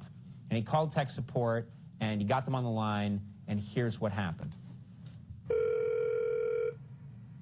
NBC Help Desk, this is Sharon. How can I help you today? I'm having problems with the pop-ups. I have like, I don't know how many pop-up ads, like 300. Look at all these. Can you believe it? I got so many of them. I'm just trying to install a pop-up blocker. Give me a minute here. Can I bring it to you? I am currently located in India. In India? Yeah.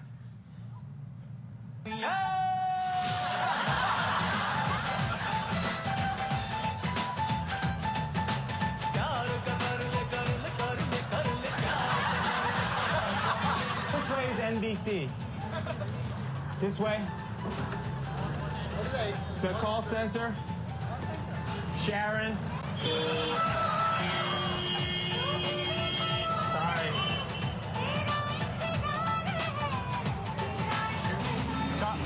Sharon!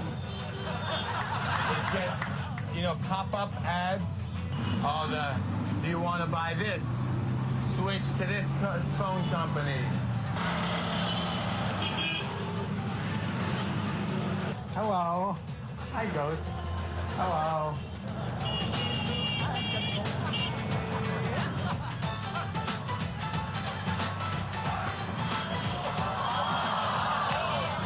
You ever try to use the internet and then they just keep coming up? No matter what you click on. I'm trying to find the NBC Help Center. What's this? Oh, no. Oh.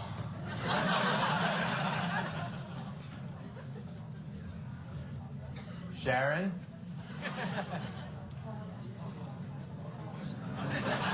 Sharon?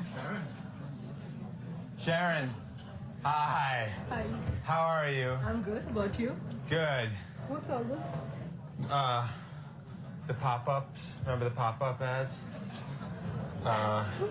They kept coming up. Hello. Hi. The pop-up ads. What's her problem? She's not able to get her emails because her Outlook is not working. Oh, yes. Maybe nobody's sending her emails. I want to. Bruce? Yeah. Bruce, last name is C-E-F as in Frank, A-L-O. I don't believe Frank is spelled with an F, but keep going. S-C-E-F-A-L-L? No, C-E-F as in Frank. You know Frank? Yes, Frank. P-H-R-A-N-K. No. The first Frank begins with F. What? That's why. Your name, I have it here. Your brute name is Bruce. How do you say it? C-E-F. C-E-F like Stephen. A-L-O. Is that correct? Charlie, Edward, Frank, Albert, Larry. Oh. You have a lot of middle names. What is wrong? Is there a problem or something? Okay, so that's the funny video, but the key message is call center is biggest investment in operational CRM. Let's stop here and see you next week. Thank you so much. Thank you for your. Oh, sorry.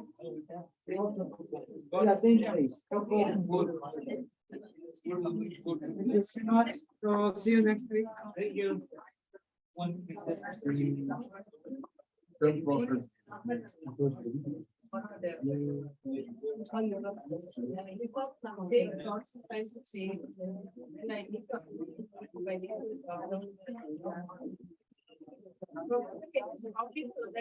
Sure.